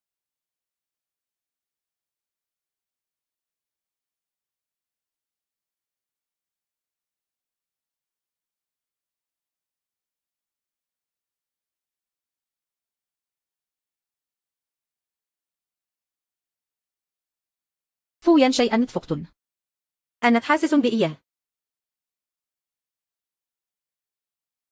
أنتي اللي أنقذتيني. ليه؟ مش أنتي كمان أنقذتيني. أنا قمت بعمل بطولي. عايز أكون مواطن صالح. يا رئيس فو أنك جعان صح. يا رئيس فو وصلت أخبار تشي يوباي وفوبيايان اللي كان بيحرك كل حاجة من ورائهم كلوه ما أتقبض عليهم إداريا. اطمن حضرتك يا تشيدا، أنا جعانة، عايزة أشرب شرب. أنت أكلني. ها.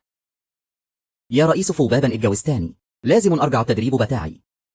أنت خليني أنا أعمل ده عشينك. يا للوقاحة. أزئي تتجرأ وتأمر الأميرة دي.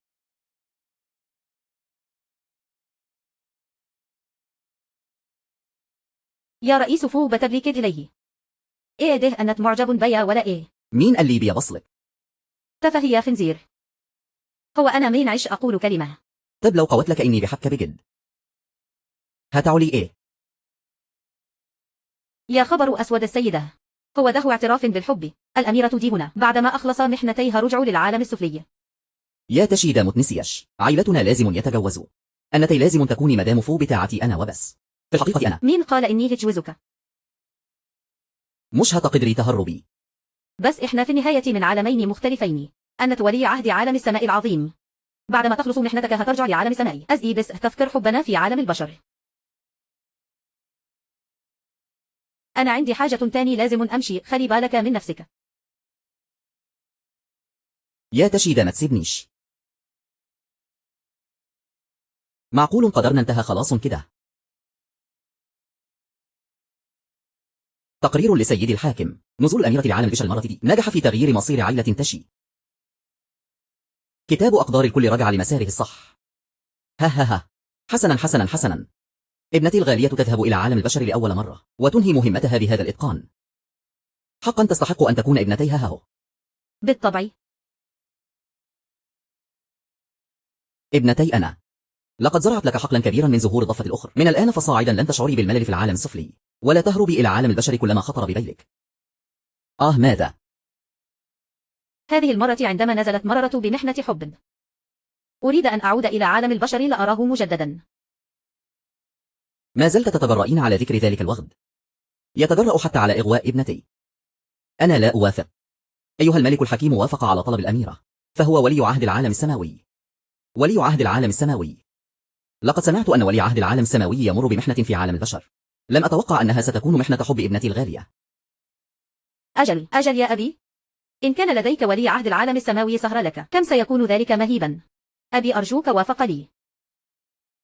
يا ابنتي الغالية، هل فكرت في الأمر جيدا؟ عندما ينهي محنته ويعود إلى عالم السماء ربما ينساك. ماذا ستفعلين حينها؟ أبي لقد فكرت. أنا أحب فو ينشي. حتى لو عاد إلى عالم السماء ولم يعترف بعلاقتنا. أريد أن أقضي حياتي معه في عالم البشر. طالما أنك قررت بالفعل، اذهبي إذن. همف. وماذا يعني أنه ولي عهد العالم السماوي؟ إن تجرأ على إيذاء ابنتي، سأقود جنود العالم السفلي وأغزو عالم السماء. الملك الحكيم عظيم. شكرا لك يا أبي. أبي أنت الأفضل. على سيكويا نشروا إشاعة إن الآنسة تشي سافرت تدرس بره. إيه. تزئية. لا ده مش صح، هي مسافرش تدرس بره. هي بس رجعت بيتها. أزئي يعني رجعت بيتها. مش عائلة سيكوجيا دي هي بيت الآنسة تشي. لا ده مختلف. اخرجوا.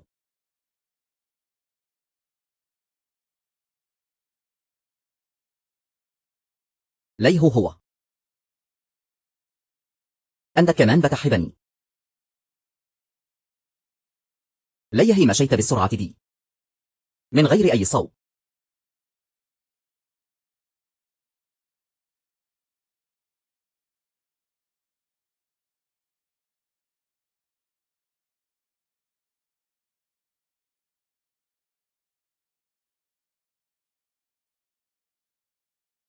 يا نائب الرئيس فيه ملف. نائب الرئيس حضرتك كويس. سيبه هناك واطلع بره. الفرصة جت.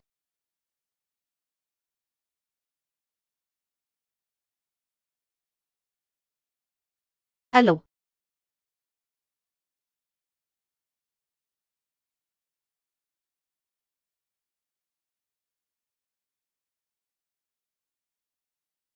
يا نائب الرئيس الكاس بتاعك جاهز.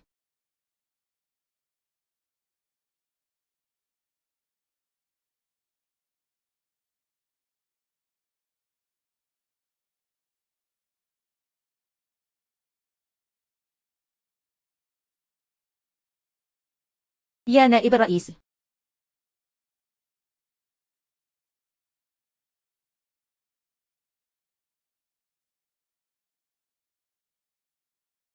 ابعدي عني.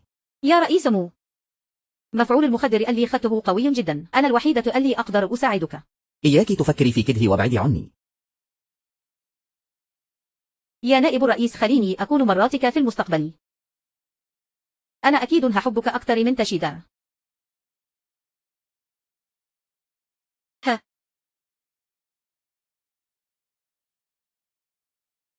يا نائب الرئيس مالك. دادا.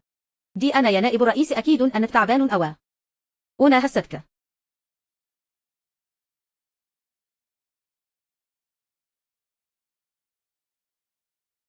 دي ريحة منشط. معنى كده إنه واخد منشط. أكيد حصله حاجة، لازم أروح أدور عليه. يا نائب الرئيس متتعبش نفسك على ألفاظي. المخدر اللي خدته ده أقوى نوع، لو ملحقش الترياق هتموت أكيد. وبعدين السيد فوق التاني مش عايز يقتلك، هو بس عزمك تقعد مع ده شوي. أول ما يأخذ شركة فوه سك تمشي ليه بتجيب المشاكل لنفسك. مسدسك مفيهوش طلقات كتير، استسلم أحسن لكم. هو فوه شوان ما بيعرف يستخدم غير الحيل الرخيصة دي، يبقى فعلا مستحقش يمسك مجموعة فوه. لولا إني دلوقتي مجرد جسم بشري، حتى مخدر تافه زي دهن فأقر إنه هيقدر يخدرني أنا. ممكن يؤثر على الأدوية دي، لازم أفضل فايق وواعي. يا فندم إحنا وصلنا.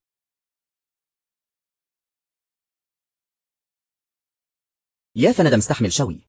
الآن ستجي عارفة أزياء بطل مفعوصم، إحنا هناخد حضرتك ونرجع دلوقتي. بأي شيء رجلك أزئيبت كده؟ متخضنيش عليك. خدوه.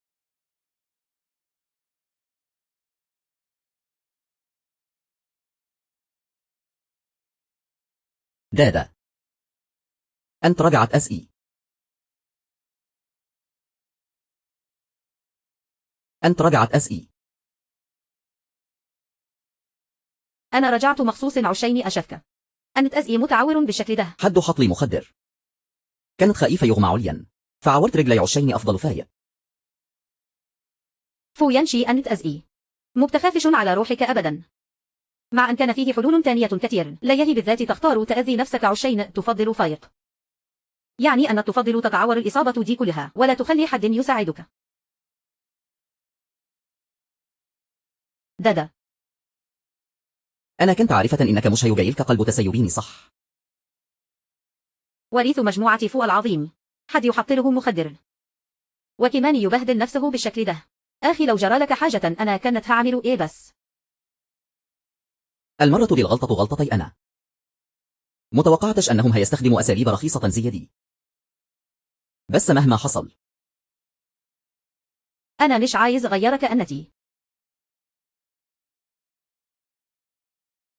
رجلك لسه فيها طلقة رصاص، دي مجرد لفة مؤقتة، لازم نطلع الرصاصة في أسرع وقت. أي خلاص بقي، هو أنا يعني مش ههتم بيك. لف الناحية التاني وأنا هساعدك تهدي مفعول المخدر ده الأول. تعالج جروحك.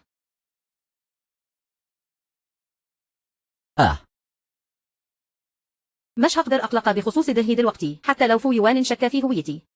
أسوأ حاجة هقاله الحقيقة. خلاص كده، مفعول الضوء أتمسك مؤقتا. لسه مش عايزة تصارحيني بهويتك الحقيقية.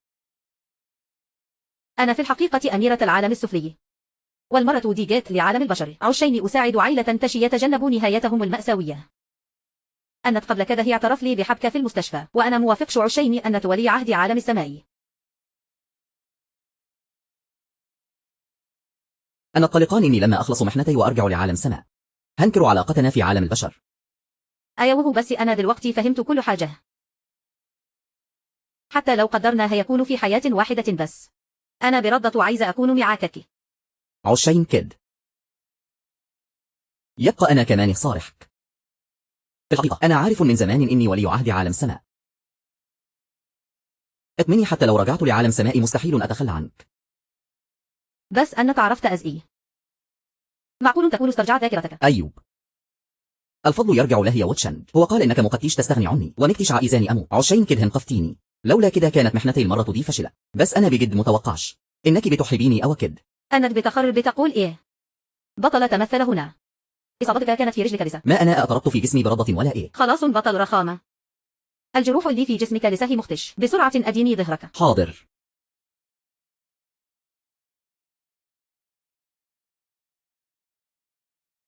هستخدم طاقتي الروحية عشان أعالج جروحه. الجروح السطحية هتخف بسرعة. إصابة الرجل سهلة، بس الطاقة الروحية هتقدر تسيطر على الظاهرة دي مؤقتا بس. مش هقدر أبطله بالكامل. فو ينشي هيموت برضه.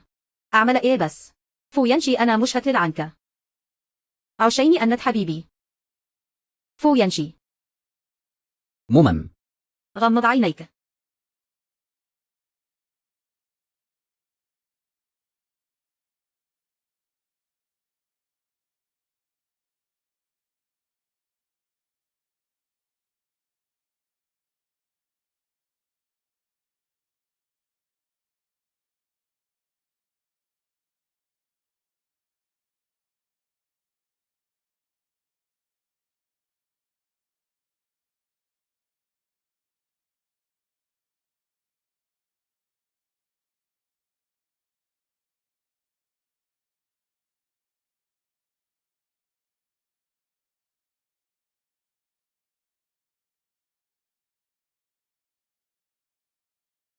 يا نائب الرئيس، آنسة عيلة تشي قدرت تخلصك من سم ولالسة.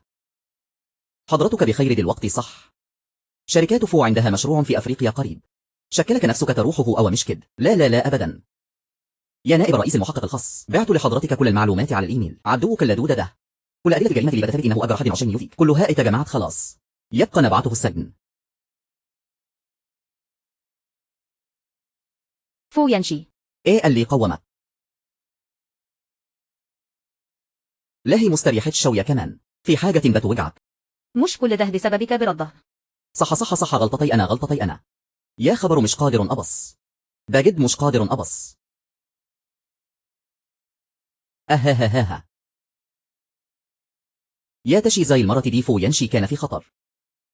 ولولا مساعدتك كان زمانه مات. يا جدي ما تقول كده. البنت دي قلبها طيب أوى. أنا شايف إن ينشي يحبك، فمش عارف أنتي موافقة تبقي مرات حفيدي ولا لا. ها ها ها أنا حبيبتي أنتي مش عايزة تتجوزيني. لا لا مش قصدي مش قصدي. أنا موافقة ها ها ها ها. بجد ما دينيش فرصة حتى تكاسف شوي. بنتي جميلة أو النهارد كانت فأكر إني لما أخلص من تشي شوان من وليم يأشند لما أسجنهم هقدر أكون مبسوطة معاركم. وفي الآخر دادا حبيبتي هتتجوزوا. صعباني عليا فراقك أوى ما أطمني. حتى لو اتجوزت هفضل دايما بنتك حبيبتك. أنا أكيد هاجي أشوفك كتير بعد كده. أختي الصغيرة. ها ها ها. أختي الصغيرة. أخويا الكبير والثاني والثالث. أختي الصغيرة قمرنها قرد. لحد يوم فرحك ده. أخوك الكبير بجد صعبان عليه يسيبك. اطمنوا يا أخواتي. هفضل فأكرة كل حاجة حلوة عملتها عيلتني. يا أختي لما تتجوزي في عائلة فو، لو فو ينشي دي فكر بسيضايقك لازم تيجي تقولي أخوك في ظهرك. ها بالضبط. إحنا ما لن نغيرك يا أختنا الصغيرة. لو فكرة بس يزعلك إحنا تريته نتناوب عليه نفضل. حلوة أو إن أخواتي في ظهري. دادا أنا جيت عشين جوزك. أيوب. إيه اللي مستعجلك أو كده؟ بالضبط كده. استنى يا واد أنك كان بتخطط من الأول صح؟ بتفكر أزئي تخطف أختنا مننا. أكيد طبعا. أنا فأكر أول مرة شفت الواد ده نظرته لدادا ما كنتش بريئة خالص. دادا أنا بقسم لك إني هحبك أنتي وبس طول عمري. نائب المدير.